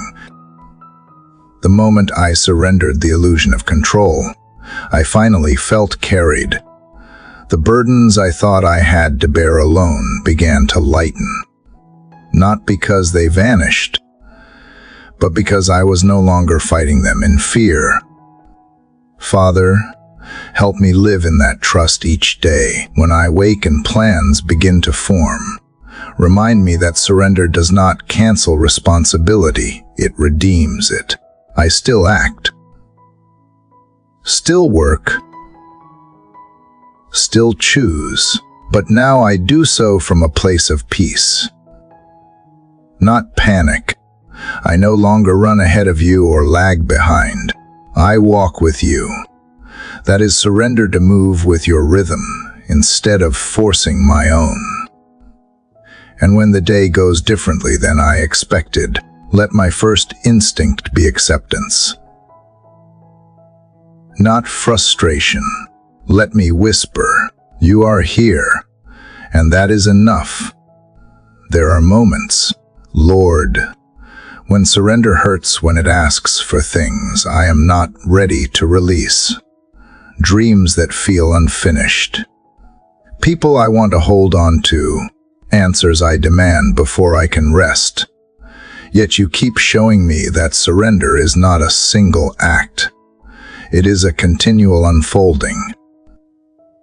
Every day, a new layer of trust. Every loss, a hidden seed for something greater. When I dare to release what I cling to, I discover you were never asking me to lose. It was you asking to fill the space I refused to open. God. Sometimes surrender feels like standing in the dark, waiting for dawn. I do not see what comes next, but faith teaches me to stay, even when I feel uncertain. Surrender whispers, wait. The light will return. You do not rush the sunrise. You let it rise gently, moment by moment, until it fills the sky. Teach me to surrender in that same rhythm, to release with grace, to trust with patience, to breathe even when clarity has not come yet. Father, I have noticed that when I surrender, I also find gratitude. The things I once demanded now feel like gifts I never deserved.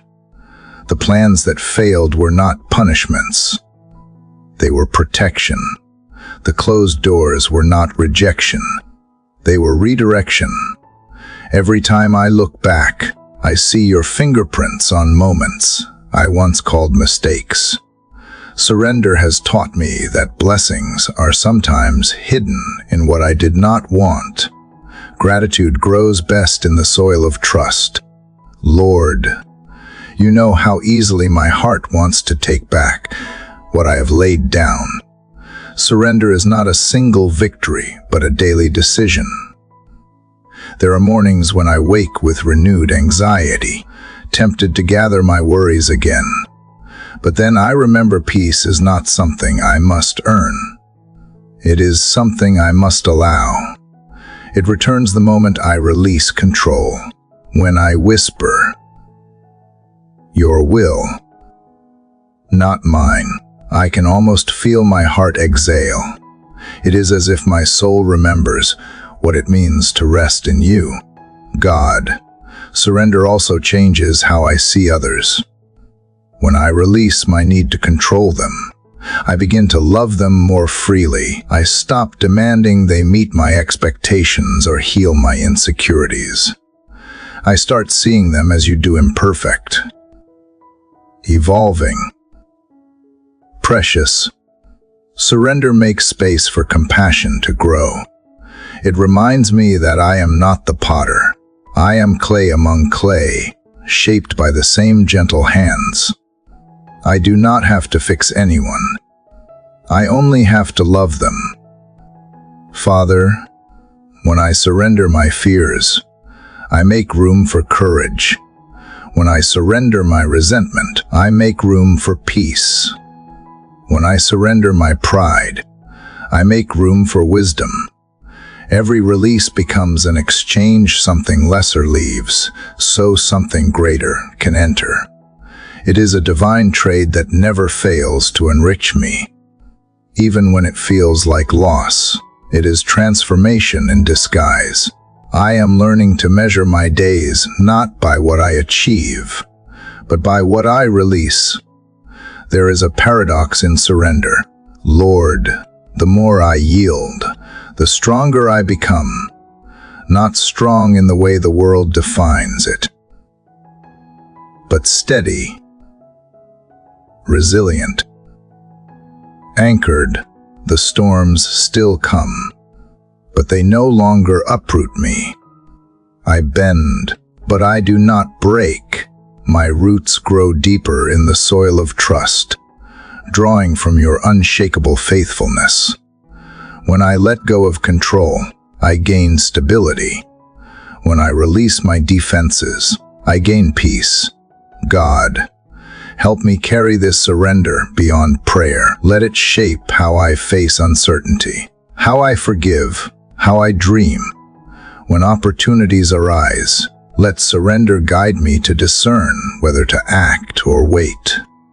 When challenges appear, let surrender remind me that I am never alone in them. When victories come, let surrender keep me humble enough to give you glory. Let it become my quiet rhythm of living a continual letting go that keeps my heart light and my spirit free. And when I find myself holding on too tightly again, remind me of the truth I keep relearning. I do not have to control what I can trust you to carry. My story is not slipping out of your hands, it is unfolding within them. The plans I make are only pages. You are the author. The moments I fear losing are safe because they rest in eternity. So today, Father, I surrender again not as a sign of exhaustion, but as an act of love. I surrender my agenda, my outcomes, my need to know. I lay down my fears of what might be and my regrets for what has been. I choose the peace that comes not from certainty, but from confidence in you. I release, not to lose, but to live freer, lighter, truer. And as I open my hands to let go, I realize they were never empty, they were always being filled. Father, after surrender, something within me begins to awaken. It is as if the act of letting go cleared space for a new kind of life to emerge, one that burns quietly, but powerfully. The ashes of what I released are not symbols of loss. They are the soil of rebirth.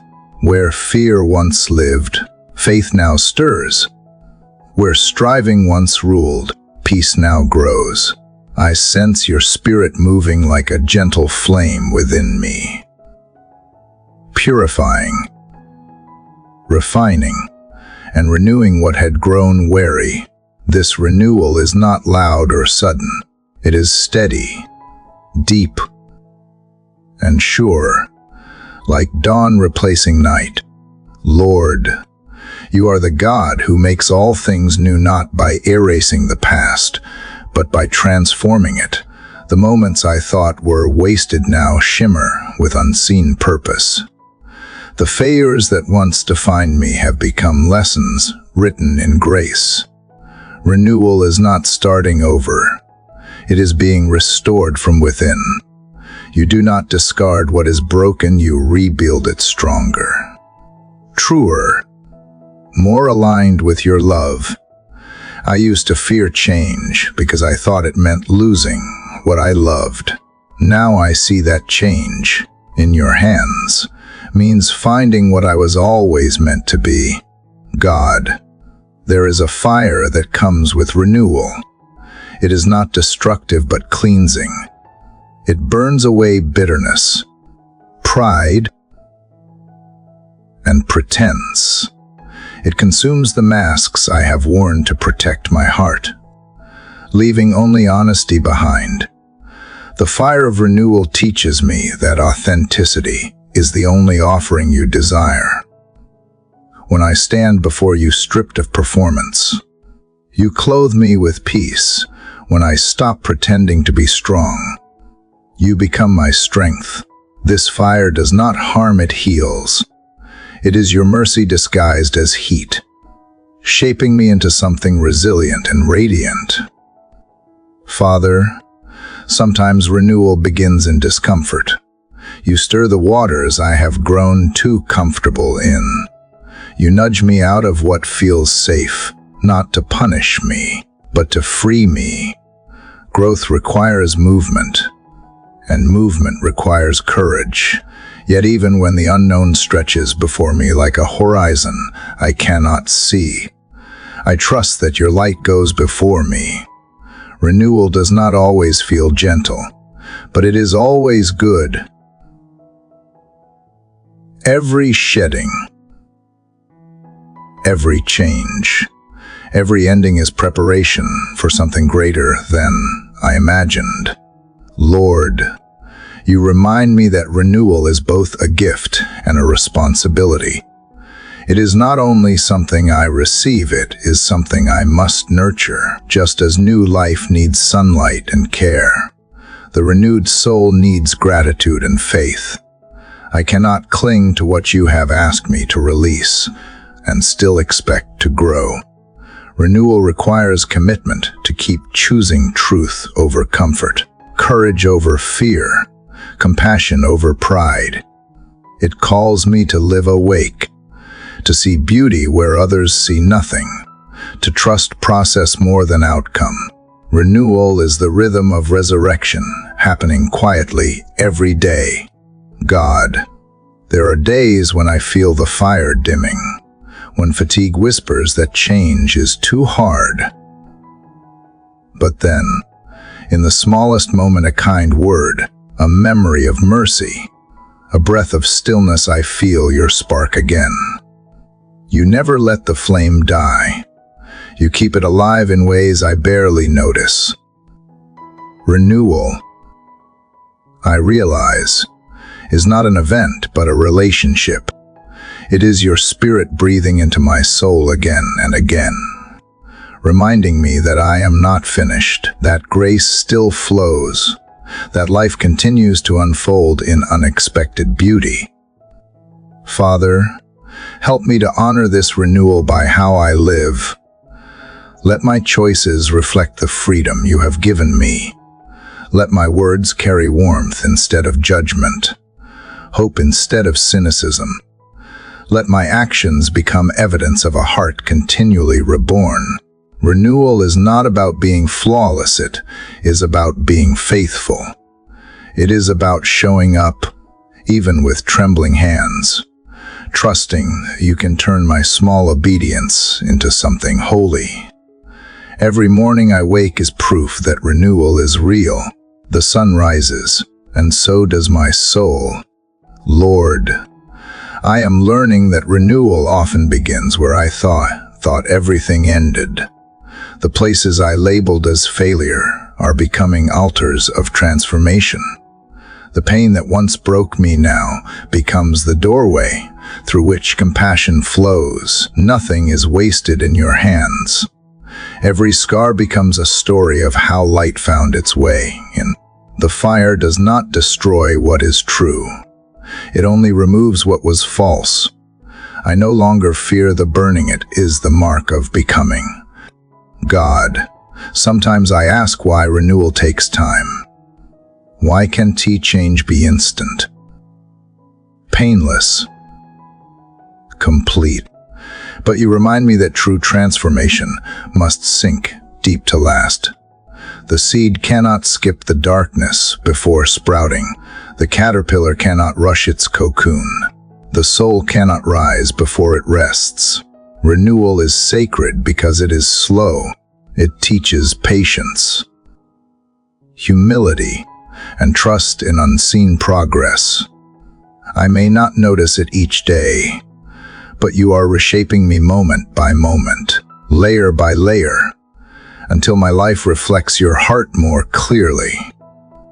Father, thank you for the beauty of beginning again. Renewal does not erase my story. It redefines it. The chapters I once wished to forget now serve as bridges of understanding for others. You use even my past to plant seeds of hope in someone else's present. That is the miracle of your grace. It turns regret into wisdom, wounds into witnesses, endings into entrances. Every sunrise reminds me that it is never too late to start anew. Lord, Let me carry this renewal into the world. Let my presence ignite hope in those who feel lost. Let the peace you have kindled in me spread quietly, like light through open windows. Renewal is contagious. It multiplies through kindness, patience, and truth. When others see me, let them sense not perfection, but possibility, the assurance that they, too, can begin again. Help me become a living testimony that grace does not run out, that no night lasts forever, that your mercy is new with every breath. And when shadows return, when doubt tries to whisper that the fire has gone out, remind me that renewal is not dependent on my feelings, but on your faithfulness. The same God who began the work will sustain it. The flame you lit within me will not fade. It will deepen, mature, and glow even in quiet seasons. So, Father, as this morning unfolds, I step into it not as who I was, but as who you are making me to be: lighter, truer, more alive. I do not fear the fire, I welcome it. For within its warmth, I am reminded that life with you is a continual rising, a never-ending renewal. The day ahead is not a repetition. It is resurrection in motion, a promise that even in ordinary moments, the miracle of becoming continues. Father, as the fire of renewal settles into warmth within my heart, I sense that you are leading me towards something deeper: faith that stands not only in peace, but in courage. The renewal you bring is not meant to make me comfortable. It prepares me to walk boldly into what is uncertain. Faith, I am learning, is not the absence of fear, but the quiet decision to trust you despite it. It is courage disguised as surrender, confidence built not on my ability, but on your promise. Lord, I used to think faith meant certainty, that I should feel no doubt, no hesitation, no trembling. But now I know that true faith begins where certainty ends. It is not about knowing how things will unfold, but believing that you will still be good no matter how they do. Faith is walking even when I cannot see the path, trusting that each step will find ground beneath it. It is the strength to keep moving when understanding fails, to believe in light even when I stand in shadow. God, I confess that sometimes I hesitate.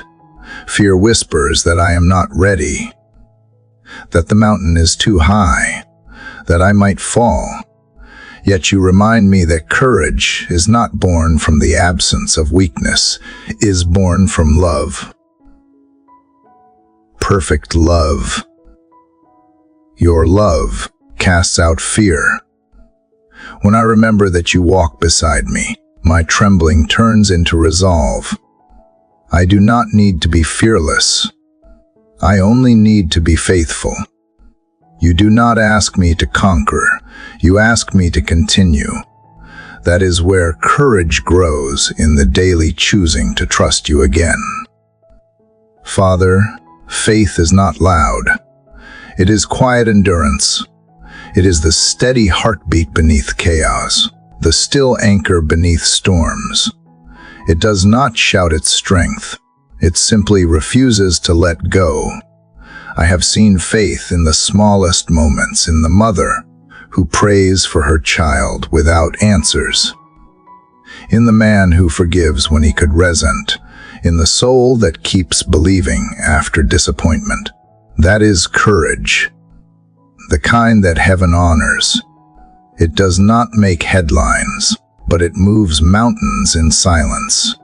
Lord, sometimes you call me to stand in places that test everything I believe.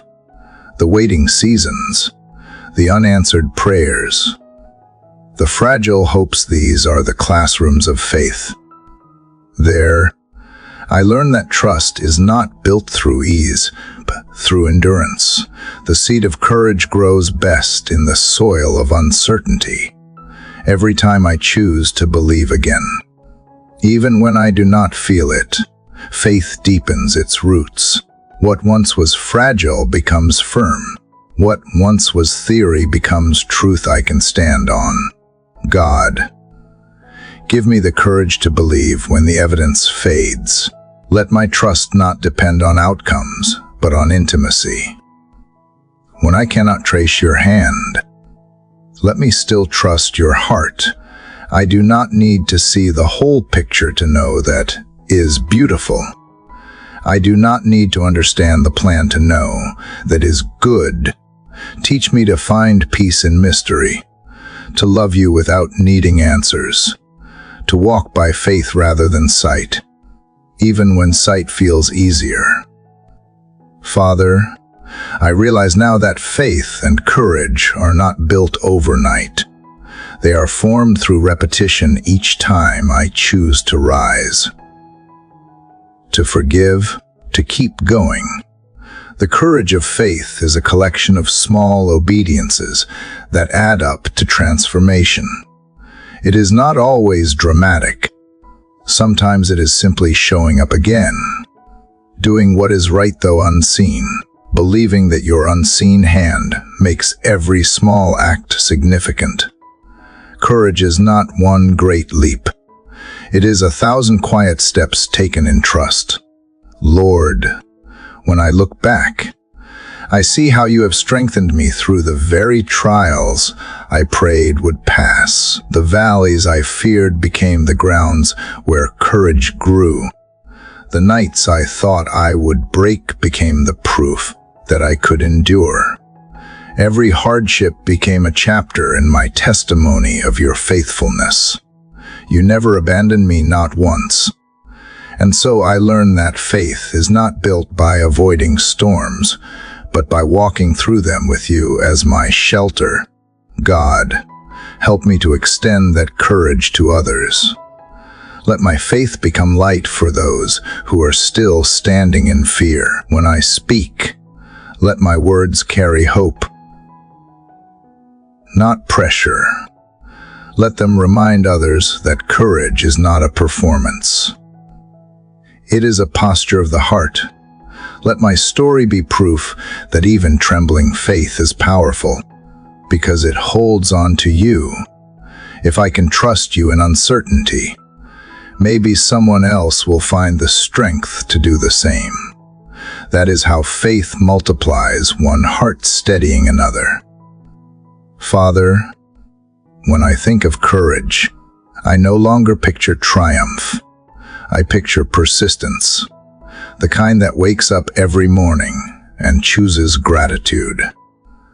The kind that forgives again when hurt still lingers. The kind that dreams again after failure. That is holy bravery, the courage to hope, the courage to love, the courage to try once more. It is not reckless or loud. It is rooted and still, like a tree that stands through the storm, not because it is unshaken, but because its roots reach deeper than the wind can touch. Lord, help me remember that courage is not self-made. It flows from connection. When I draw near to you, my heart steadies. When I trust your promises, my fears lose their voice. The same Spirit that raised Christ from the dead lives in me. How could I ever say, I am powerless, even in weakness? Your strength is enough, even in doubt. Your truth stands firm, even when I feel small. You remind me that courage is not measured by size, but by surrender. God, let the courage of faith become my rhythm.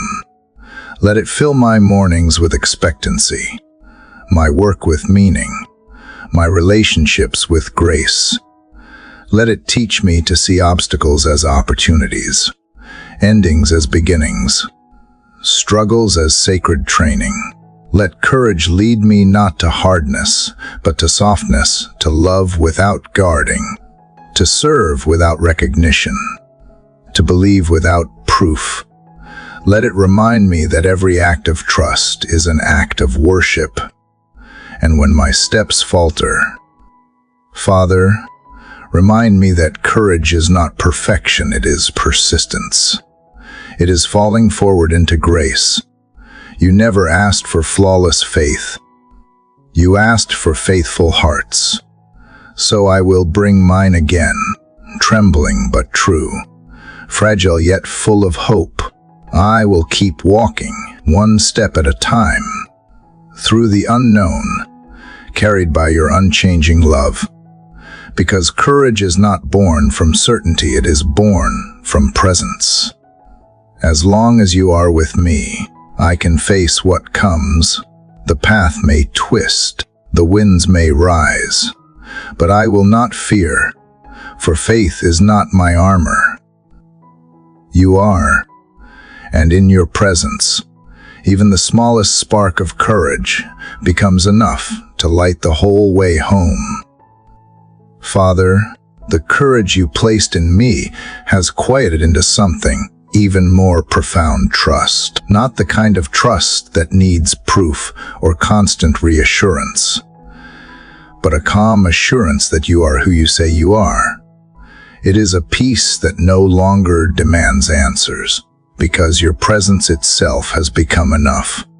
I find myself breathing differently, slower, deeper, as if my soul has aligned with your rhythm. After walking through fire and wind, I arrive here by still waters, where everything in me begins to rest. Lord, this trust feels like a sacred stillness. It is not the silence of absence, but of confidence. I used to fear silence because I thought it meant you were far away. Now I see that silence often means you are near, closer than my own heartbeat. The noise of worry fades, and what remains is the gentle certainty that I am seen, known, and loved. This peace does not deny the storm. It simply knows that the one who calms seas also calms hearts. You are not only my protector, you are my peace itself. God, I realize that trust is the truest form of worship. When I trust you, I honor your goodness more than when I merely speak of it. Trust is love without conditions. It believes even when it cannot see. I do not have to manipulate outcomes or grasp for control. I can simply rest, knowing that what is meant for me will not pass me by. The doors that close are not rejection. They are redirection. The delays are not punishment. They are preparation. Trust transforms confusion into confidence, not because everything makes sense, but because you do. Father, you teach me that trust is not passive. It is active surrender. It is the steady choice to keep walking even when the path disappears into mist. It is leaning into the unknown with open hands. Trust asks for movement, not paralysis, for participation in your plan, not resistance to it. And as I learn to walk in this trust, my soul becomes lighter. I no longer fight against the currents of life. I float upon them, carried by the river of your faithfulness. Lord, there is a sweetness in this kind of peace. It is not loud or showy. It is subtle and strong. I see it in the small moments: a sunrise that breaks after a long night, a whisper of encouragement from a stranger, a memory that suddenly feels healed. Trust sharpens my awareness of grace. It teaches me to notice the ways you show up quietly, in places I once overlooked. You are in the details, in the timing, in the pauses. Every moment becomes sacred when I choose to trust instead of fear. God, I know now that the opposite of trust is not doubt, it is anxiety. Anxiety tries to control what only trust can carry. It whispers lies about what might go wrong, while trust reminds me of all that has gone right under your care. Anxiety drains strength, but trust restores it. When I begin to worry, it is as though my mind runs ahead of your timing. But when I trust, I return to the present moment, where you already dwell. Trust anchors me in now, where peace is possible. Father, help me live each day from this quiet center. Let my trust in you become the pulse of my actions, the tone of my speech, the calm beneath my decisions.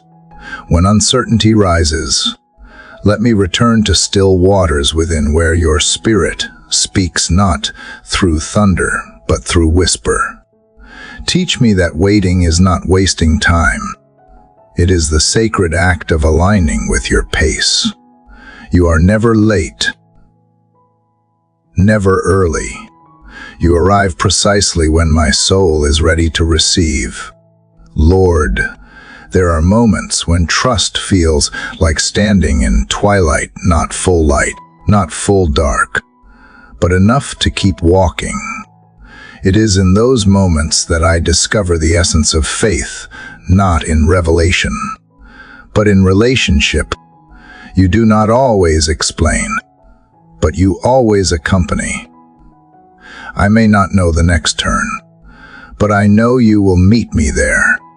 That assurance is the true definition of rest. Trust is not the absence of movement. It is the presence of peace within it. God, I think of all the times I doubted before, when I feared I was forgotten. But looking back, I see how you were weaving mercy through every thread of delay. What I thought was detour was destiny. What I thought was silence was preparation. You were teaching me to listen, to depend, to yield. Every unanswered question has become a testimony of timing. Every closed door, a signpost of grace. Trust has taught me that faith is not about getting what I want. It is about discovering that you are what I need. Father, I see now how trust changes my relationships too. When I trust you, I no longer cling to people out of fear of being abandoned. I can love freely, without manipulation, because my security no longer depends on their approval. I stop expecting others to fill what only you can complete. Trust frees me from the chains of insecurity and comparison. It opens my heart to love without demanding, to serve without fear, to forgive without condition. This is true peace, to rest in you so deeply that no one else's actions can disturb it. Lord, you are the shepherd who leads me beside still waters. Not every day is quiet, but even in noise, you create inner stillness. The world demands constant movement, constant proving,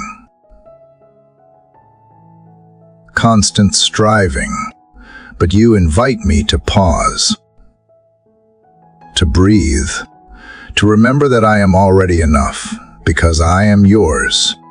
In that awareness, the weight of life becomes lighter.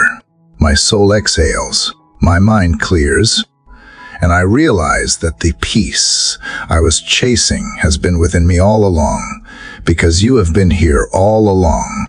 God, I no longer pray for a life without storms. I pray for a heart that remains still within them. Let trust be my shelter. Let it be the lens through which I see everything, the disappointments, the delays, the detours as divine choreography. When fear knocks, let trust answer. When doubt rises, let trust whisper your promises. when uncertainty clouds my mind. Let trust remind me that you are already there, holding tomorrow as gently as you hold today. Father, I am learning that trust does not erase emotion, it sanctifies it. I can cry and still trust. I can grieve and still trust. I can wonder and still trust. Faith is not denial, it is devotion. It is believing that even when my heart feels fragile, your hands remain steady. Trust gives me permission to be human while you remain holy. I do not have to hold everything together. You already do. So, Lord, as I stand by these still waters within, I let every worry float away like leaves upon the surface. I do not chase them. I release them. My heart is calm not because life is easy, but because you are constant.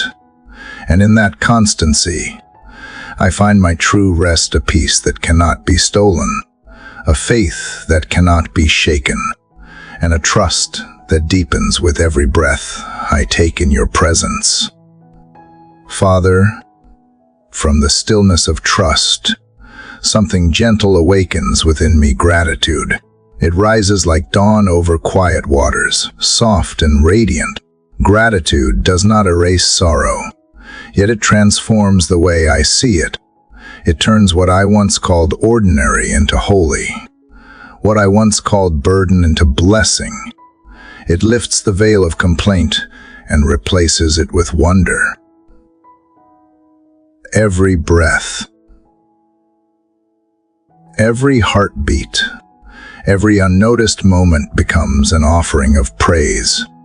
Gratitude is not what I give after I receive it, is the lens through which I finally see that I have never lacked. Lord, gratitude teaches me to live awake. It opens my eyes to the miracles hidden in plain sight, the way sunlight filters through leaves, the laughter of a friend, the warmth of morning coffee, the kindness of a stranger. These moments are small, but in them I glimpse eternity. The world has not changed. My awareness has. Gratitude shifts the center of my heart from what is missing to what is present. It invites me to live as though each second is a gift freshly wrapped by your hands. God, sometimes I forget to thank you when life feels ordinary. I wait for something grand to happen before I say, I am blessed.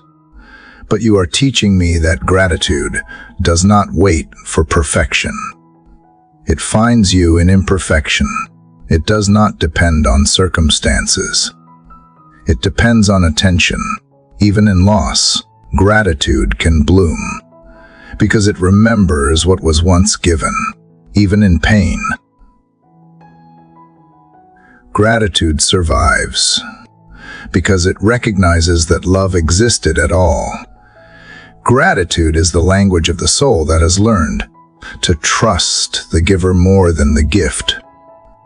Father, when I begin to count blessings, I lose count, and perhaps that is the point.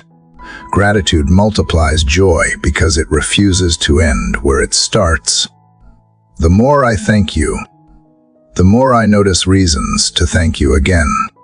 It is a spiral of grace, a rhythm of receiving and returning. Like breathing itself, inhale grace. Exhale thanks. Gratitude teaches me to live in rhythm with heaven, to move through each day not as a consumer, but as a witness of abundance. Lord, there was a time when I only thanked you for what I understood. Now, I thank you for what I cannot yet see. I thank you for closed doors that protected me, for waiting seasons that grew me, for unanswered prayers that refined me. Gratitude reveals that your goodness is not always in what I get, but often in what you withhold. The detours that once frustrated me have become testimonies of wisdom I did not possess. Gratitude is the bridge between what I wanted and what I needed. God. There are mornings when my heart feels heavy, when gratitude does not come easily. On those days, I do not force it. I simply begin small. I thank you for the air I breathe, the ground beneath my feet, the sunrise that insists on arriving even when I feel unready.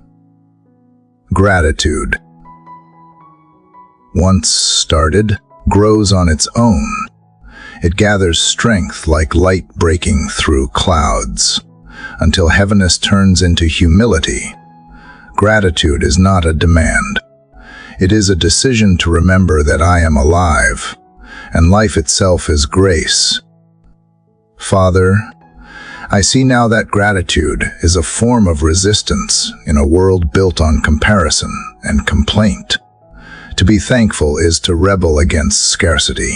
It is to say, I have enough, even when the world tells me I need more. It is to choose joy in a culture that profits from discontent. Gratitude protects my peace by shifting my focus from lack to love. It anchors me in abundance not measured by possessions, but by presence, your presence. That is the wealth no loss can take away. Lord, gratitude also transforms how I see others. When I live in thanksgiving, envy cannot root itself. I can celebrate someone else's joy without feeling diminished. I can bless those who have more and cherish those who have less, because gratitude reminds me that everything I have is already grace. It humbles my pride, softens my judgments, and widens my compassion. Gratitude turns competition into communion. It teaches me to see the divine in every face. God, I am learning that gratitude is not an emotion to chase, but a practice to cultivate. Some days it feels natural. Other days it feels like lifting a weight. But even on those harder days, it remains powerful. Gratitude does not always feel like light. It becomes the path toward light. Each act of thankfulness opens a door in my soul for joy to enter. Gratitude is the slow rebuilding of faith through memory, the remembering of how you have been faithful again and again. Father, let gratitude become my prayer without words. Let it color my thoughts, soften my tone, shape my responses. Let it interrupt my anxiety and turn it into awareness. When I am tempted to dwell on what I lack, remind me to return to the present moment, where gifts abound. When I forget how far I have come, help me remember that every scar on my heart is evidence of healing. Every tear shed was met with unseen comfort. Gratitude reveals how much you have carried me, even when I thought I was walking alone. Lord, I do not want my gratitude to be confined to quiet moments. Let it spill into my actions. Let it move through my hands to help others, through my words to lift others, through my life to reflect you. Gratitude that does not give becomes incomplete. Teach me to express thanks not only through speech, but through service, through patience, through presence. The most beautiful gratitude is not said but shown in the way I love the world that you so lovingly created. God, gratitude redefines success for me. It is no longer about what I achieve, but how deeply I appreciate. It turns striving into savoring. It reminds me that joy is not found in reaching the next thing, but in receiving this moment. The measure of a fulfilled life is not accumulation, but awareness, the ability to see grace even in ordinary breath. Gratitude turns every second into sanctuary, every day into divine encounter. Father, I now understand why you desire thankful hearts. Gratitude keeps my soul soft, my spirit humble, my faith alive. It protects me from the illusion that I am self-sufficient. It reminds me that every good thing, seen or unseen, comes from your love, even in trials. There is something to thank you for: the strength to endure, the lesson learned, the compassion gained. Gratitude transforms survival into song. And so, Lord, I lift my heart once more, not asking for more, but noticing what already is. The breath, the light, the people, the journey, all of it is grace. I do not need perfection to feel blessed. I only need perception. Gratitude is my awakening to the truth that everything around me, and even within me, is a reflection of your endless generosity. As morning unfolds and light fills the sky, I choose to live with eyes open, heart receptive, and spirit thankful. Gratitude is my worship, my grounding, my way home to you. It is the melody that carries me through each day, reminding me that life itself is the gift, and you, Father, are the giver who never stops giving. Father, as gratitude fills my heart, it begins to overflow into something wider: compassion. When I am truly thankful, I cannot keep love contained within myself. It begins to flow outward, like a quiet river leaving its banks to nourish what surrounds it. Gratitude softens me, and in that softness, I feel what others feel. Their joy becomes my celebration. Their pain becomes my prayer. Compassion is the natural echo of a thankful heart, the movement of love from awareness to action. It is how gratitude takes form in the world. Lord, you remind me that compassion is not pity, it is participation.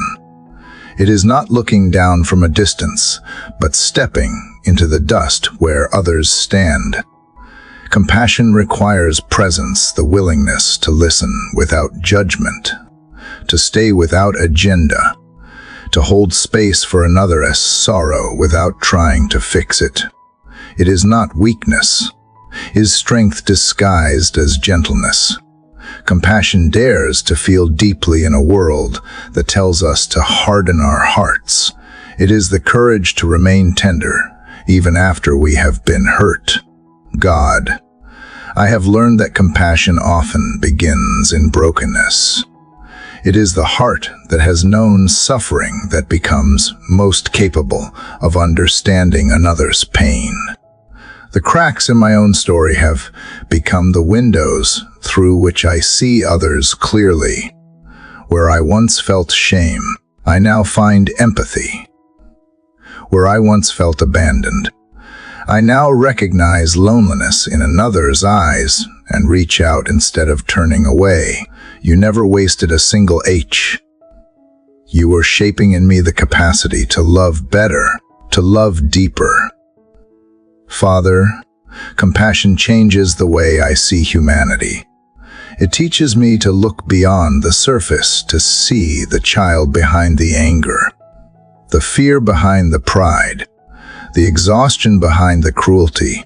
Every person carries invisible battles, and compassion asks me to respond not to the behavior, but to the wound beneath it.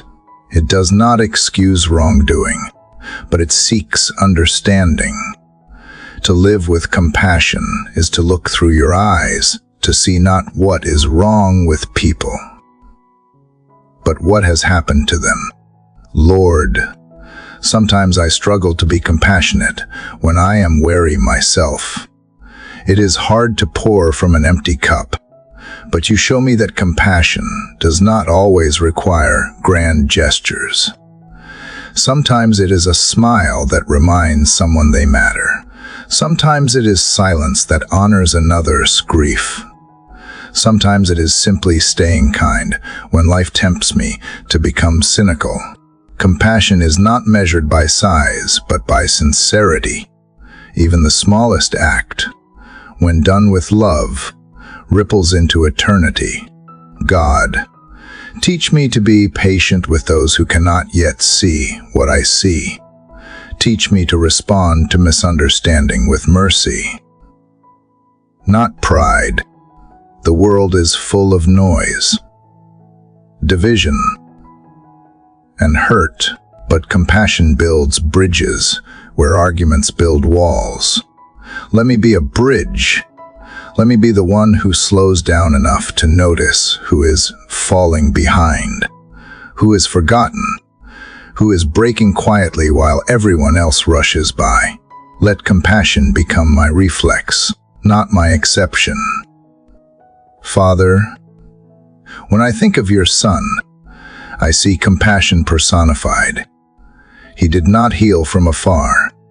He touched the leper, wept with the grieving, fed the hungry, and forgave those who wronged him. He saw people not as interruptions, but as invitations. That is what I long to mirror, to live in a way that makes others feel seen, valued, and safe. True compassion is not about fixing others. It is about walking with them until they remember their own worth. Lord, compassion humbles me. It reminds me that I, too, am in need of mercy.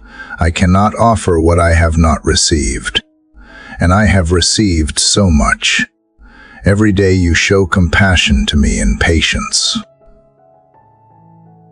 in forgiveness, in second chances I did not deserve. When I remember this, it becomes easier to extend the same to others. Compassion frees me from judgment because it reminds me that grace is never earned. It is given. God, sometimes compassion asks for sacrifice. It calls me to love people who may not love me back, to forgive without apology, to give without recognition. But I am learning that in those moments, compassion becomes sacred. It reflects your nature, for you love even when we wander. You forgive even when we forget. To live compassionately is to live close to you, to carry your heart into a hurting world. And that, more than comfort or convenience, is what I desire. Father, help me to see interruptions as opportunities for compassion. When my plans are delayed by someone else's need, remind me that love often hides in inconvenience. Let me not rush past the moments when kindness could have changed a day. Compassion requires time, and time given in love is never wasted. Every gesture, every listening ear, every gentle word becomes a seed planted in someone's darkness. You water those seeds in ways I cannot see. Lord, I know compassion is not always easy. It costs comfort, it costs pride, and sometimes it costs understanding. Yet every time I choose compassion, I taste freedom. Because compassion frees me from resentment. It replaces bitterness with empathy, vengeance with prayer. It reminds me that I do not heal by winning against others, but by loving beyond them. The heart that chooses compassion cannot stay wounded for long. It heals by giving what it once lacked. God, let my compassion extend beyond people, to creation itself, to the world you entrusted to us. Let me care for the earth not out of duty, but out of reverence. Let me see your reflection in every living thing, the bird that sings at dawn, the river that carries life, the tree that stands quietly giving shade. All creation groans for care, and compassion teaches me that stewardship is love in action. Every act of care, however small, honors the maker of it all. Father, as compassion deepens, I notice that it quiets my judgments and expands my peace. It turns conflict into understanding and isolation into connection. It becomes a mirror through which I see you in others and others in you. Compassion is not a task. It is a transformation. It does not make me superior. It makes me more human, more like you intended, vulnerable, kind, alive. Lord, make my heart a refuge for those who are weary. Let my words bring calm instead of noise. Let my presence offer safety instead of pressure. Let me live in such a way that others feel hope simply by being near me, not because of who I am, but because of who you are shining through me. And God, when compassion feels too heavy, remind me that it is not mine to carry alone. You are the source, I am the vessel. You are the river, I am the channel. As long as I remain connected to you, the flow will never run dry. So I will keep my heart open, my spirit willing, and my eyes kind, because compassion is not only something I give, it is something I become when I live close to you. And as the morning light expands across the earth, I realize that compassion is the sunrise of the soul, the moment when love moves from feeling to action, from inward peace to outward grace. To live with compassion is to live in alignment with heaven, reflecting your heart in every gesture, every word, every breath. Father, from the river of compassion, a deeper current begins to move within me, the call to forgiveness. It is a quiet but demanding voice, one that asks for more than emotion. It asks for release. Forgiveness, I am learning, is not about what others deserve, but about what my soul needs to breathe again. It is the act of setting myself free from the chains of bitterness, of letting go of the weight that has anchored me to the past. Forgiveness is not forgetfulness. It is faith that you can redeem even what was broken beyond repair. Lord, forgiveness does not come easily. It feels unnatural at first, like opening a wound I thought had healed. Yet I know it is not reopening, it is cleansing. To forgive is to admit that my pain has not gone unnoticed by you, that justice does not belong in my hands, but in yours. When I choose to forgive, I am not excusing what was wrong. I am declaring that it will not define me.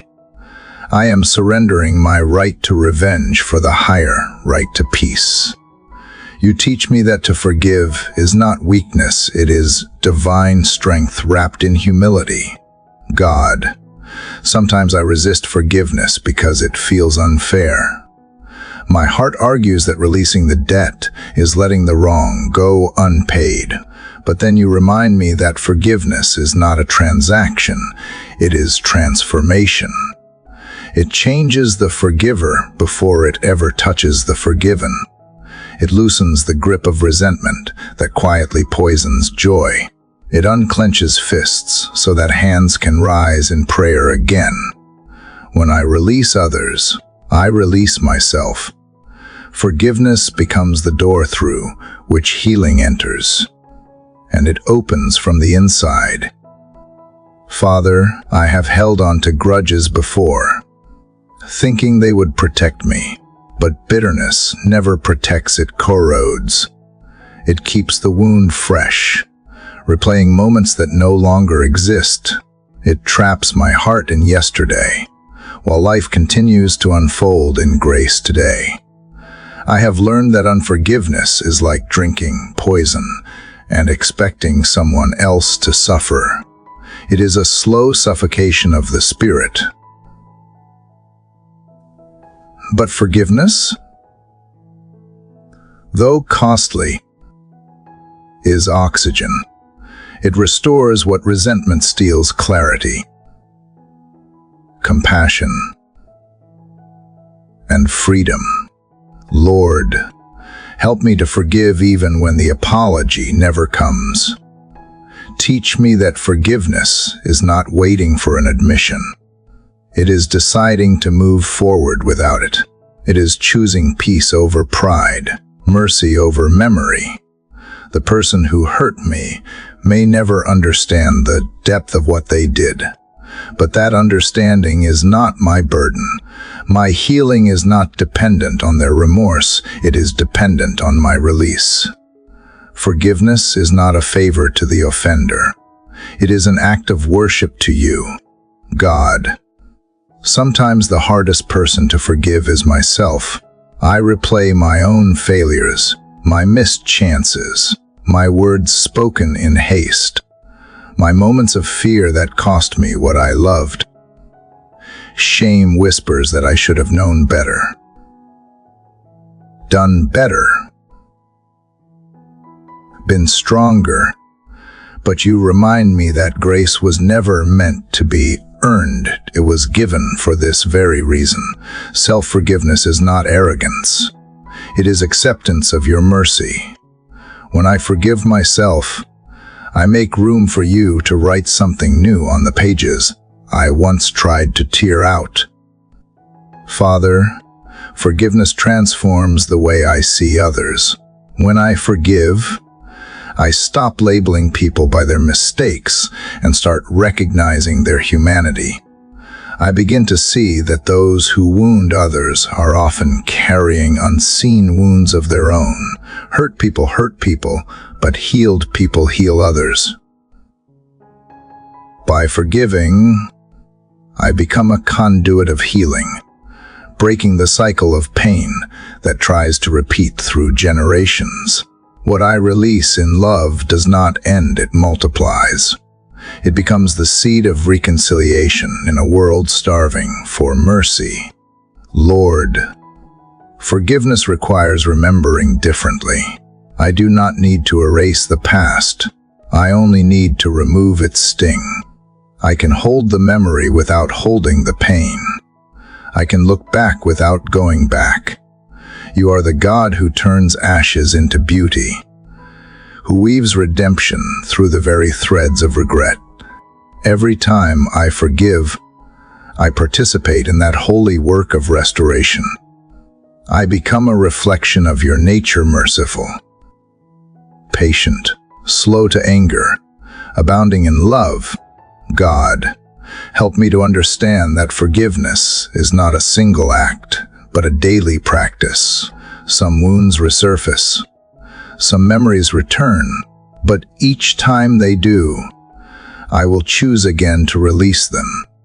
Forgiveness is like breathing, it must continue to sustain life. Every time I choose peace over anger, I strengthen the muscles of grace. Every time I refuse bitterness, I reclaim a piece of my freedom. Forgiveness is not a moment. It is a movement, a slow and sacred unfolding of your heart within mine. Father, I also ask for the courage to seek forgiveness from those I have hurt. Pride resists confession, but love demands it. Saying I was wrong is not defeat. It is dignity restored. It is an acknowledgement that relationships matter more than being right. You teach me that reconciliation begins with honesty. When I humble myself, I create space for healing to enter both hearts. Sometimes the wound closes quietly. Sometimes it takes time, but truth always plants the seed of peace. Lord, I have seen how forgiveness disarms anger. It confuses hatred. It dissolves walls that words could never tear down. The enemy thrives on division, but forgiveness unites what was once fractured. It is the quiet revolution that happens not on stages, but in hearts. No legislation can enforce it. No force can destroy it. Forgiveness is heaven's protest against darkness. It is how love wins without fighting. God. In forgiving, I reclaim the present moment. The future no longer looks like the past. The narrative changes from pain to purpose. What once defined me now refines me. I can smile again, not because everything is perfect, but because I am free. Freedom does not mean forgetting, it means being able to remember without bleeding. Forgiveness gives me that freedom, the ability to look at what hurt me and see how you turned it into wisdom. Father, I now understand that forgiveness is the most powerful act of faith. It trusts that you are just even when I cannot see justice. It believes that healing is stronger than harm, that love has the final word. Forgiveness is not denial. It is divine defiance, the refusal to let darkness dictate my story. When I forgive, I mirror heaven. I declare that grace is still greater, that peace is still possible, that love still wins. And so, Lord, as I breathe in the peace that forgiveness brings, I feel lighter, clearer, alive. The burden I carried for years begins to dissolve in your light. I am no longer defined by what happened, but what I choose now to love, to release, to begin again. Forgiveness has become my freedom song, the melody that rises when chains fall away. And as the day unfolds before me, I carry this truth in my heart. Every act of forgiveness echoes eternity.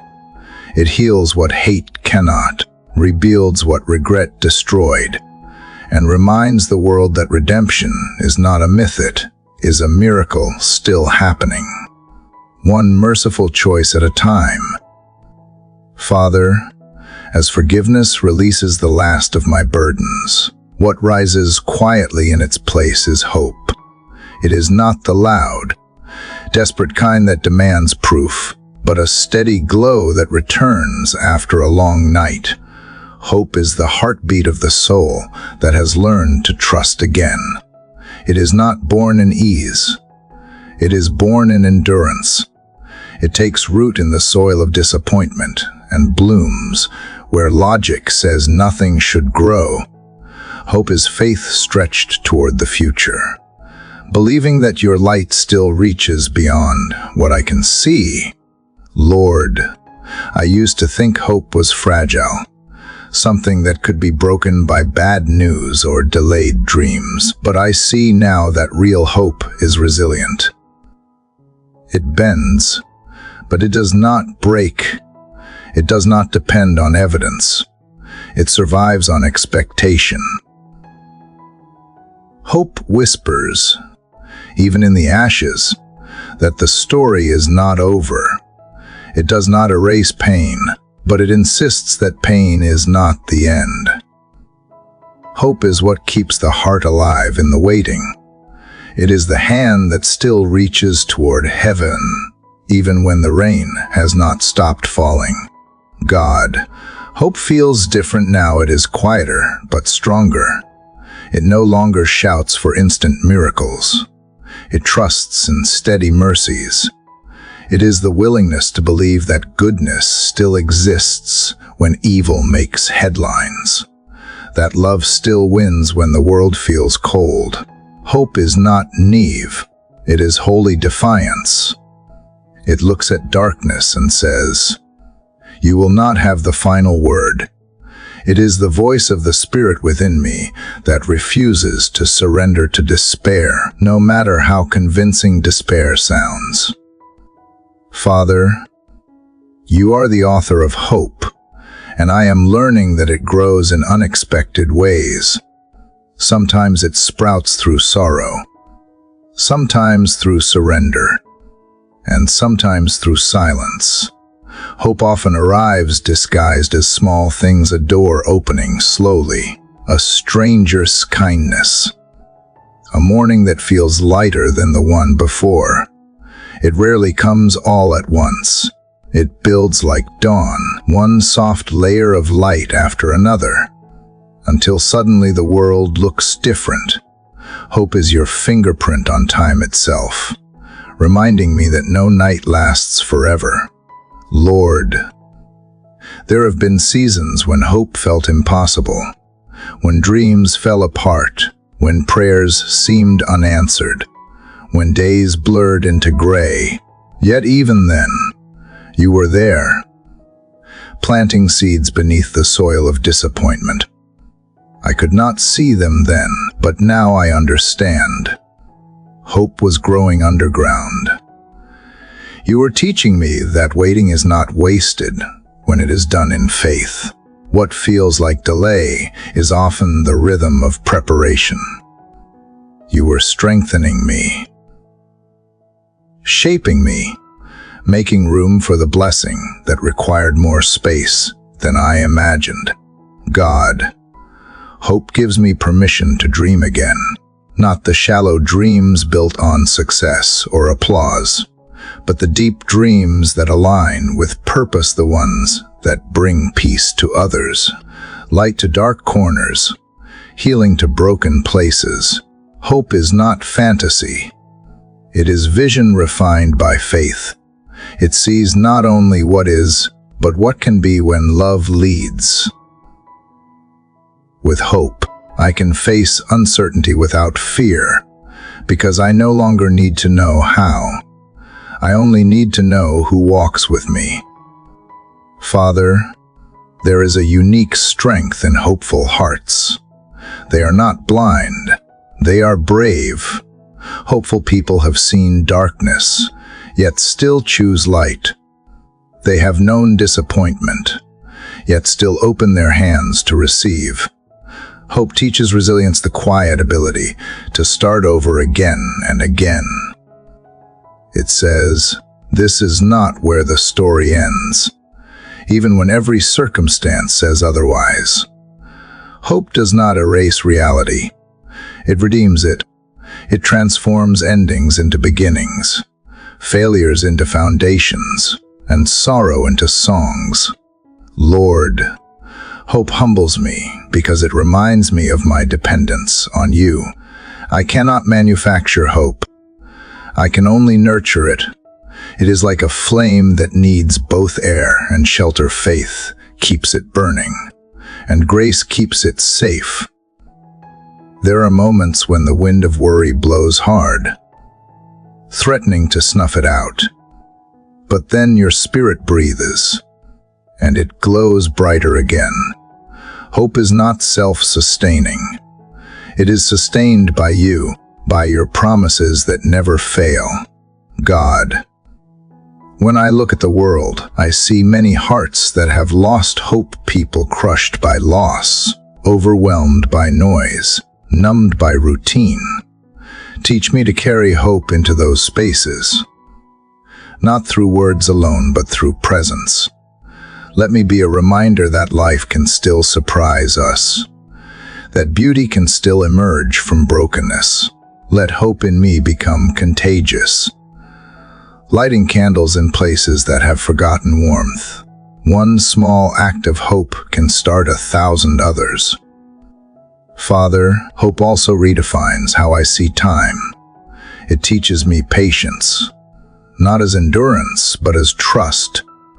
The waiting season becomes sacred when I know that you are still working behind the scenes. Hope changes how I measure progress, not by speed, but by faithfulness. Even when nothing seems to move, something holy is growing. Every prayer, every tear, every act of perseverance becomes part of the unseen construction of your plan. Hope reminds me that I am never stuck. I am being prepared.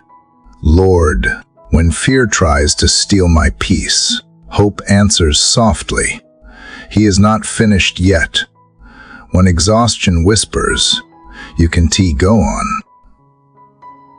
Hope replies, you are not alone. when despair says, "Nothing will change." Hope declares, "God always makes a way." Hope is not denial, it is declaration. It tells the truth about who you are, even when circumstances contradict it. Hope believes in the resurrection, while still standing the tomb. God. I realize that hope and gratitude are siblings. One looks back and gives thanks. The other looks forward and believes. Together, they keep my spirit balanced between remembrance and anticipation. Gratitude grounds me in today, while hope draws me toward tomorrow. Between the two, peace is born. Hope gives me the courage to keep planting even when I may never see the harvest, to keep walking even when I do not know the destination. Father, let hope be the rhythm of my mornings. Let it rise with the sun, steady and sure. Let it guide my thoughts when the day feels uncertain, and cradle me gently when the night returns. Let it become my response to disappointment, my answer to fear, my song in waiting. Hope is not an emotion I chase, it is a posture I choose. It is the decision to believe that no matter what today brings, you are already there, turning it into something good. And so, Lord, as I carry hope into this day, I do not carry it as wishful thinking, but as holy confidence. The kind that knows the light always finds a way. The kind that refuses to give up even when it feels small. The kind that understands that hope is not about predicting outcomes, it is about trusting the author. You have written redemption into every sunrise, and I am learning to read it with my heart. Hope, Father, is the steady flame that remains when all else has been surrendered. It is the quiet promise that morning always comes. And as I lift my eyes toward that light, I remember that hope is not something I hold, it is something that holds me. Father, as hope settles into the deepest part of my heart, I feel it begin to stir something greater, a calling, a sense of purpose that whispers through the quiet of the morning. It is gentle but persistent, like the tide returning to the shore. Every breath, every lesson, every healing you have given me was leading to this realization. I was never meant to simply survive. I was created to serve. Hope was the spark, but purpose is the flame. It gives direction to the light you have placed within me. Lord, I used to believe purpose was something distant, hidden like treasure waiting to be discovered. I thought it would appear in grand moments or extraordinary signs. But now I see that purpose is already here, woven through ordinary days and simple acts of love. It is not a destination. It is a way of being. Purpose is what happens when love finds direction. It is the alignment of my life with your heart. When I live with purpose, even small gestures, kind words, patient listening, quiet prayers become eternal in their impact. God, purpose is not always comfortable. It often asks me to walk into places I would rather avoid, to speak truth when silence feels safer, to give when I feel empty. But you remind me that purpose and comfort rarely coexist. You did not call me to an easy life. You called me to a meaningful one. The path of purpose requires courage, and that courage grows only through trust. When I remember that you walk ahead of me, purpose becomes not a burden, but a blessing, a partnership between my willingness and your divine design.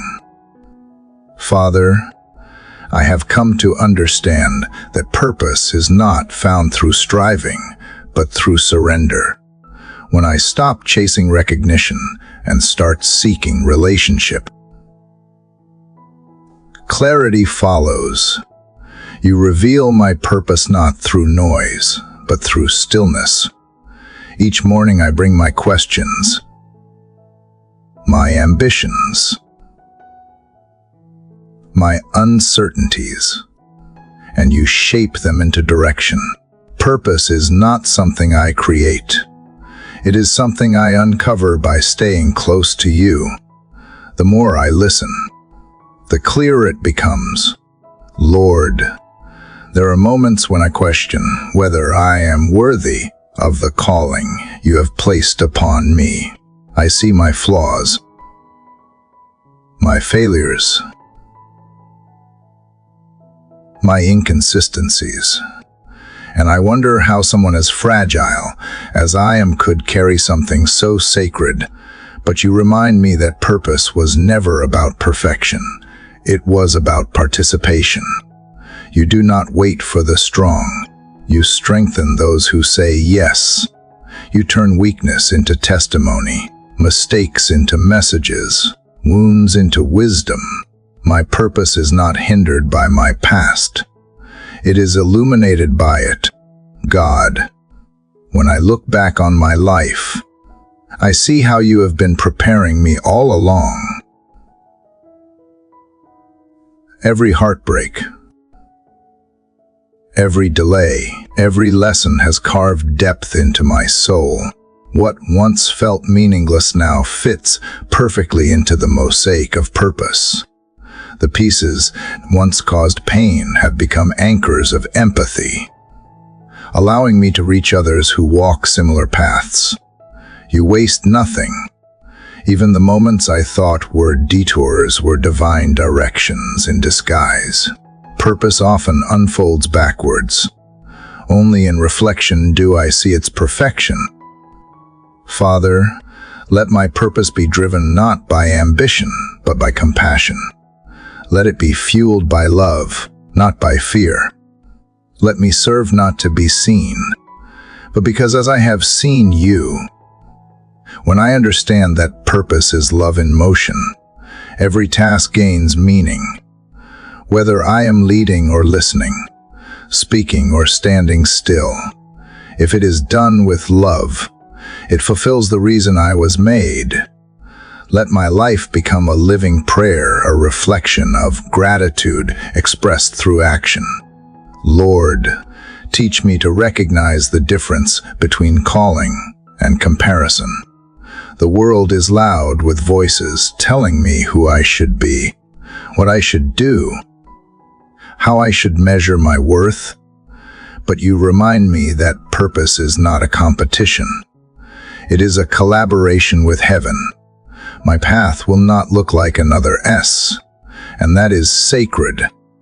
Each of us is a unique instrument in your symphony, playing different notes that together create harmony. When I stay faithful to my part, the music of your kingdom is complete. God, sometimes purpose asks for perseverance.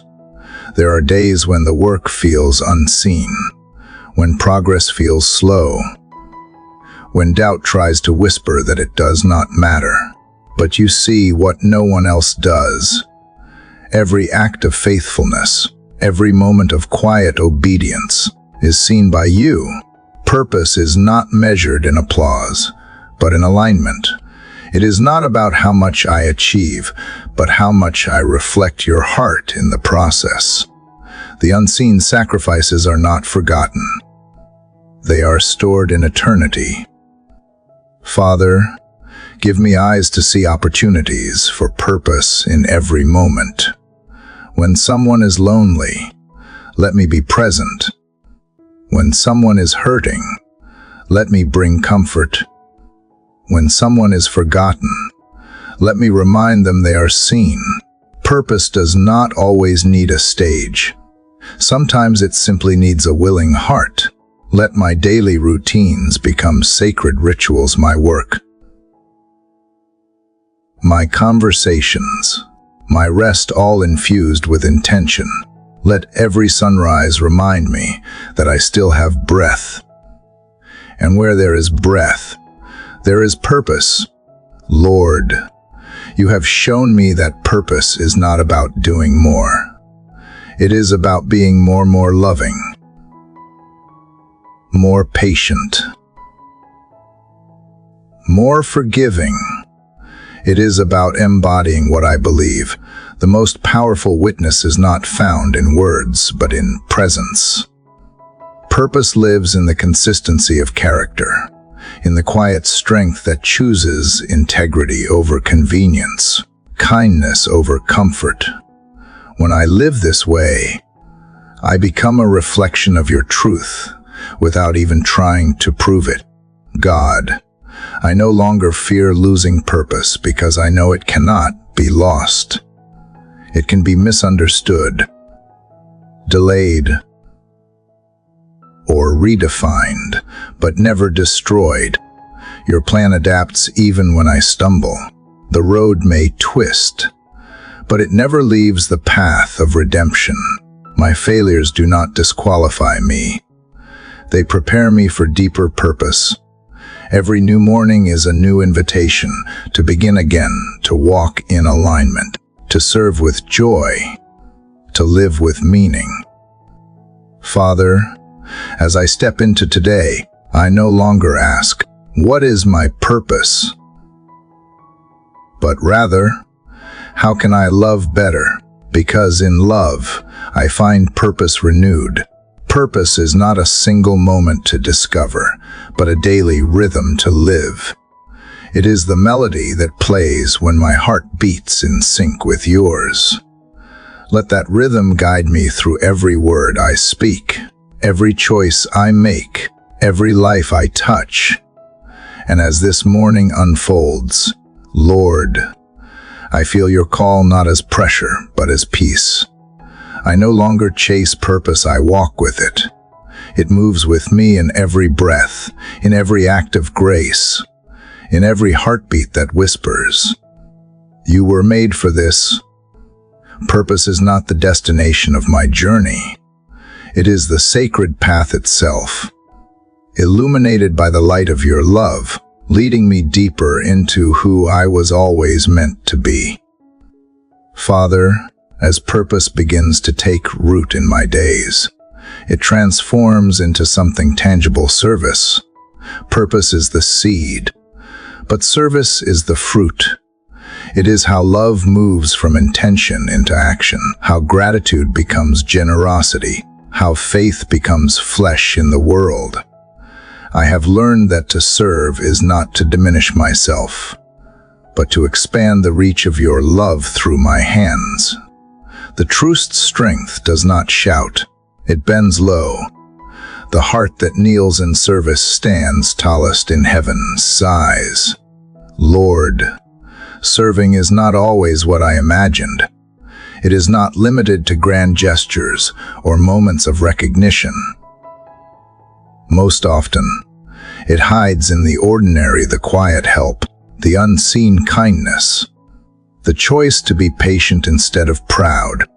Service does not demand applause. It finds joy in obedience.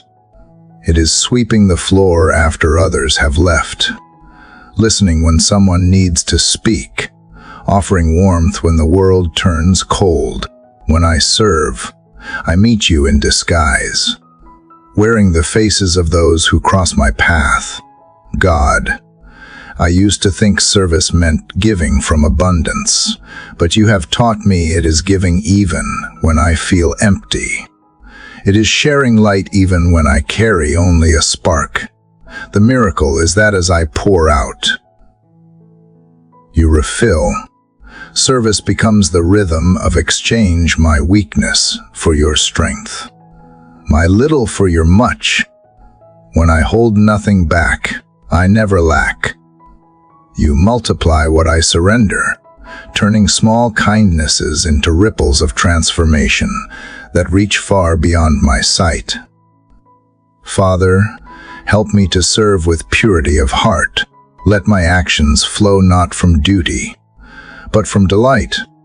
Let me never serve to prove my worth, but because I already know I am loved. Service without love becomes labor. Service with love becomes worship. When my heart is aligned with yours, every act becomes sacred: a smile, a meal shared, a prayer whispered for someone unseen. In those moments, service transcends task. It becomes communion. Lord, I have discovered that service requires humility, the kind that recognizes I am not above anyone, and no task is beneath me.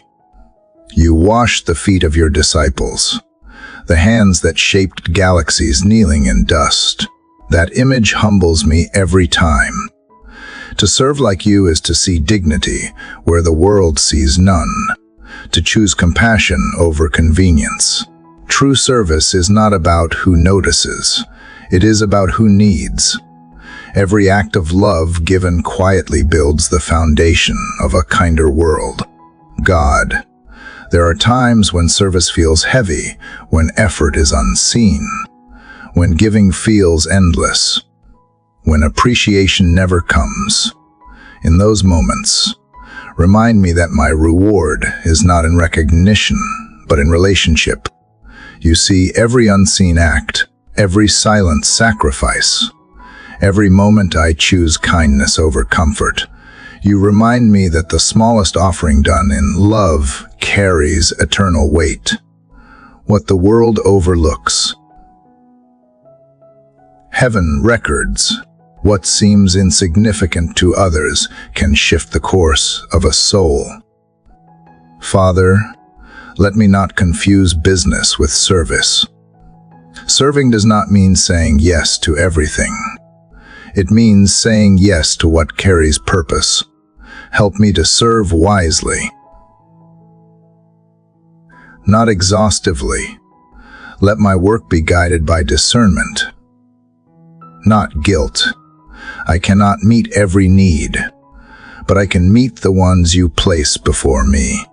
Show me where my hands are needed most, where my words can heal, where my presence can bring peace. Service without direction drains. Service guided by you restores. Lord, teach me to serve with gentleness, not grandeur. The world often celebrates those who climb ladders, but you bless those who hold them steady for others. True greatness is not measured by how many serve me, but by how many I serve. To lift another soul is to rise higher myself. Let my service leave fingerprints of grace wherever I go, quiet evidence that love was here. Even if my name is forgotten, God, service also means listening. Not every need is visible, and not every wound can be spoken aloud. Let me listen deeply, not just to words, but to silence, to what lies between. Listening itself is a form of service, a healing presence that tells another heart, you matter. Sometimes the most powerful ministry is simply being there, without trying to fix, without needing to speak. Love listens before it acts, and in that stillness, you often do the greatest work. Father, I am learning that service is a form of surrender. It asks me to let go of self-interest, to release control of outcomes, to trust that love given never returns void. It is not always convenient, but it is always holy. In serving others, I discover parts of myself did not know existed, patience I never thought I had, compassion I never imagined I could feel. Each act of service shapes me, chiseling away pride until what remains is simple, your reflection within me. Lord, sometimes you call me to serve those who have hurt me, and that is the hardest lesson of all. To bless those who wounded me feels impossible, until I remember that love is not dependent on worthiness. You served those who betrayed you, prayed for those who crucified you. And that kind of love is divine. When I choose to serve without condition, I touch eternity. Forgiveness becomes visible through action, and grace becomes contagious through generosity. God, remind me that service is not something I do for you, but something I do with you. You are present in every act of love, every hand extended, every burden lifted. When I move in compassion, I move in step with heaven. Service is not a duty. It is a dance between divine purpose and human willingness.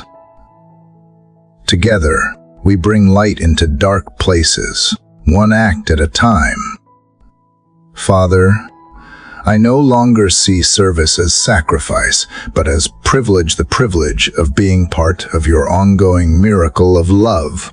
I may never know the full impact of what I do, but that is not for me to measure. My task is to show up faithfully, to give freely, to love deeply. The rest belongs to you. When I serve with a heart open to grace, even the smallest act becomes eternal. Lord, let my service continue beyond this prayer. Let it become my language of love, my daily rhythm, my silent testimony. Let it transform my work, my words, my relationships. Let every act seen or unseen echo your kindness in a world desperate for compassion. And so, God, as this morning unfolds, I rise not only to live, but to serve, to be hands that help, eyes that notice, and a heart that carries light. Service is not an interruption to my life. It is the very meaning of it. In giving, I find abundance. In humbling myself, I find strength. In serving others, I find you. Father, as the rhythm of service begins to shape the hours of my days, I notice a new stillness rising within me, a peace that does not depend on outcomes. It is gentle but strong, like calm water holding the reflection of the sky. It does not come from everything being perfect, but from trusting that you are present in everything. I once believed peace was the absence of trouble, but now I know it is the presence of you. It is the quiet assurance that no matter how uncertain the path, I am walking with purpose and under grace. Lord, the world often mistakes peace for escape. It tells me that peace is found in silence, isolation, or comfort. But true peace is found even in noise, chaos, and struggle. It is not something I chase. It is something I carry. It grows in the soil of surrender, watered by faith, nourished by gratitude. It stays steady when storms come, because it is rooted not in circumstance, but in certainty your love does not change. Every morning I rise into that truth, and it steadies me more than any plan could. God, I used to think peace meant I would no longer feel fear, but peace does not erase fear, it embraces it with trust. It whispers, "You are not alone." Even when my heart trembles, it is the strength to breathe deeply when I do not yet see the way. Peace is not the end of battle. It is the calm at the center of it. It does not demand that I control the waves, only that I remember who commands the sea. When I let go of the illusion of control, peace finds space to enter. Father, teach me to guard my peace not by building walls, but by opening windows to your presence. Let every anxious thought become an invitation to return to you. When the mind rushes and the heart aches, remind me that peace is not earned. It is received. It is a gift waiting in stillness. I do not have to fight for it. I only need to stop resisting it. When I release my grip on what I cannot change, your peace rushes in like a tide, washing over fear and leaving quiet courage behind. Lord, I have discovered that peace and forgiveness walk hand in hand. Where resentment lives, peace cannot rest. When I release anger, I make room for healing. Forgiveness does not mean I forget what was done. It means I no longer let it define me. Each time I choose grace over bitterness, peace returns like sunlight through clouds. It is not about who was right or wrong, it is about being free. Peace cannot coexist with chains. It requires an open heart willing to let go. God, help me recognize that peace is not fragile. It does not disappear when conflict arises or when disappointment visits. True peace is resilient. It bends but does not break. It adapts, expands, and endures. It is found in the whispered prayer in a crowded room, in the steady breath during heartbreak, in the silent strength that holds tears without losing hope. Peace is not passive, it is power under restraint, serenity that refuses to surrender to fear. Father, when I look around, I see a world restless and weary, chasing what cannot satisfy. People seek peace in success, in possessions, in approval, yet all fade like mist at sunrise. You offer something different, a peace that passes understanding, a calm that no one can take away. It does not depend on what happens to me, but on what happens within me. When I center my soul in you, I discover that peace is not a luxury. It is my inheritance as your child. Lord, help me become a carrier of peace wherever I go. Let my presence bring calm to anxious hearts and warmth to troubled minds. Let my words be slow and kind, my reactions patient and thoughtful. The world needs fewer arguments and more gentle souls. Let me be one of them. I want to walk into every room as a quiet light, a reminder that peace is possible. Even here, even now, when I live from peace, I become a bridge not to convince others, but to comfort them. God, peace does not mean avoiding pain. Sometimes it means sitting in the middle of it with unwavering faith. It is learning to breathe when nothing makes sense, to rest when progress feels impossible, to believe that you are working even when I cannot see. Peace is not always accompanied by happiness, but it is always accompanied by hope. It anchors me when emotions shift and circumstances fail. It is the compass of the soul pointing me home. Father, I know that maintaining peace requires intention. The noise of the world grows louder each day. News, opinions, fears, and endless comparisons. They tug at my mind and tempt me to worry, but peace cannot coexist with constant distraction.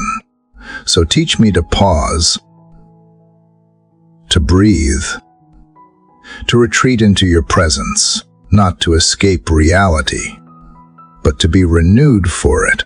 Silence is not absence. It is sacred space where I remember who I am and who you are.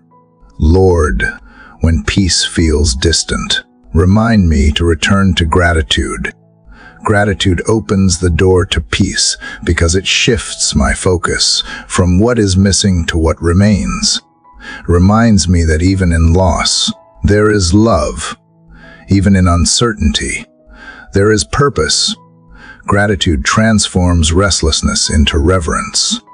It is the simplest way back to peace, because it tells my soul, you have enough because you have God.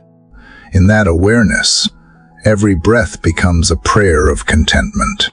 God, let peace become not just a feeling, but a way of living. Let it guide my decisions, shape my responses, and soften my edges.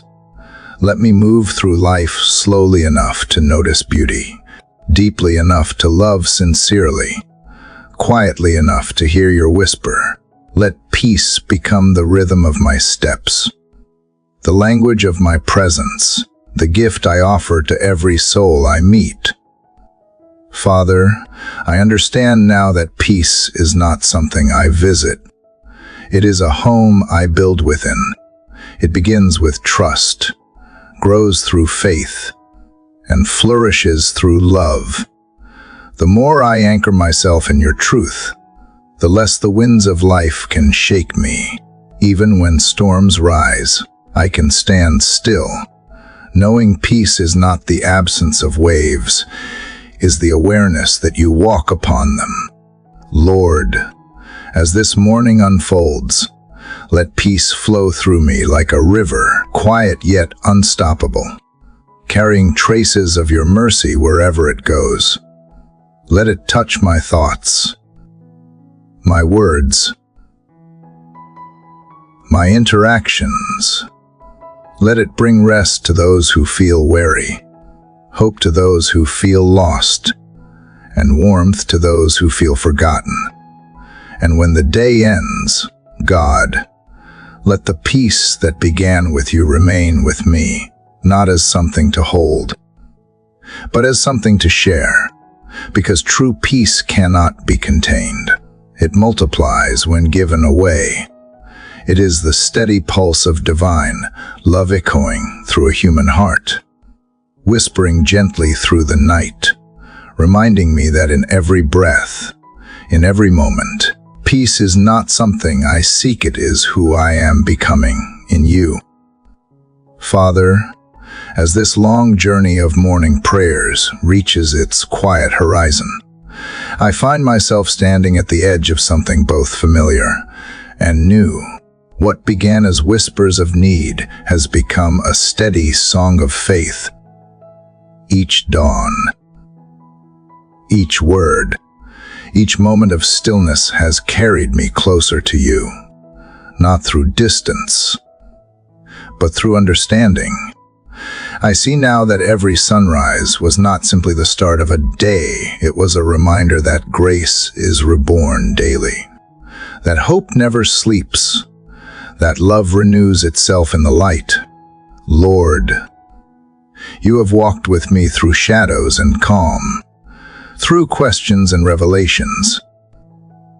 At first, I came to you searching for answers, but I have learned that peace often lives not in clarity, but in trust. Each chapter of this prayer has been a step into surrender, a letting go of fear, a letting in of grace. I no longer come to you as one who pleads, but as one who listens. The world outside may still tremble, but within me there is calm, shaped by your presence, strengthened by your promise. God, when I think of how far you have brought me, I am humbled. I have seen how pain became the soil for compassion, how loss opened space for wisdom, how silence taught me to hear the quiet rhythm of your voice. You were never far. I only needed to be still enough to notice. Now, as I breathe in this final prayer of morning, I feel your nearness not as a distant mystery, but as a gentle reality within me, closer than breath, steadier than thought. Father, this journey has not made life perfect, but it has made it holy. The ordinary now glows with meaning, the sound of the wind, the laughter of a child, the quiet beating of my own heart. I have learned that holiness is not found in escaping the world, but in embracing it with love. Each face I see carries a reflection of you. Each act of kindness becomes an offering. The more I give, the more I receive, until giving and receiving become the same heartbeat of grace. Lord, as I rise each day, I no longer ask for ease but for endurance, not for success, but for sincerity, not for comfort, but for courage. Let my life continue to be a living prayer, not bound by words but written through actions, gentle, patient, forgiving. Let my eyes remain open to wonder, my hands ready to serve, my heart steady in faith. Let every breath I take speak silently of gratitude. God, I thank you for the mornings that reshaped my soul, for the moments when I woke weary and you whispered strength, for the hours when I doubted and you sent peace, for the nights when tears fell unseen and you turned them into rain that nourished growth. You have taught me that prayer is not a place I visit, it is a way of being. It is not what I say, but how I live. It is not the end of silence, but the beginning of hearing. Father, to those who have walked this path with me, I am deeply grateful. Each word spoken in these prayers has reached not just heaven, but hearts. Together, we have built a quiet sanctuary of faith, one that exists beyond walls, beyond distance, beyond time. Every listener who has paused to reflect, every soul who has found a moment of stillness, has become part of this sacred chorus of hope. We have prayed not as strangers, but as travelers sharing light along the road. Lord, may those who have listened find that same peace rising gently within them now. May their mornings carry a sense of renewal, not only in spirit, but in purpose. Let their homes be filled with kindness that lingers like the scent of dawn air. Let their hearts know that faith is not fragile. It grows through both joy and sorrow. Let them remember that even when they cannot see the way, light is already forming on the horizon. God, for anyone listening who feels lost, weary, or unseen, remind them that you have not forgotten. Your silence is not absence. It is preparation. You are crafting strength in quiet places, shaping courage in hidden seasons. When they cannot find the words to pray, let their breath be enough. Let their simple act of showing up be their offering, their stillness their worship, their waiting their trust. Father, as this final morning prayer unfolds, I do not say goodbye. I carry forward everything learned, the stillness, the surrender, the faith that blooms even in uncertainty. I will meet you again in every sunrise, in every act of love, in every choice to believe when the world forgets how. You are not behind me or ahead of me. You are within me, guiding, comforting, renewing. Lord, thank you for the quiet transformations, for the peace that came softly but stayed deeply. Thank you for teaching me that the sacred is not far away. It is here, in this breath, in this heartbeat, in this life. I no longer look for miracles outside. I recognize them in the simple act of being alive. The more I rest in gratitude, the more life becomes prayer itself, a continuous song rising toward you. To everyone who has joined this long journey of faith and reflection, thank you. You have shared these mornings, these moments of stillness, these breaths of prayer that connect us beyond the boundaries of place and time. Your presence has made this journey sacred. If these words have brought you peace, let them not end here. Continue the conversation with your own heart. Speak your truth. Share your light. If you have found something beautiful within these prayers, I invite you to share your reflections and your own prayers below. Let this space become a community of faith, one where stories, hopes, and hearts meet beneath the same sky. And before you go, I ask one small thing. Stay connected. Subscribe to the channel. Share this prayer with someone who needs a little light today, and let these words remind you that faith is not a moment. It is a rhythm we choose to keep alive. Each sunrise is a new invitation to believe again, to trust again, to love again.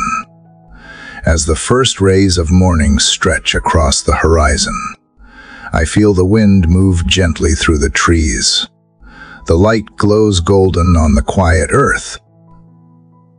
Somewhere, a bird begins to sing.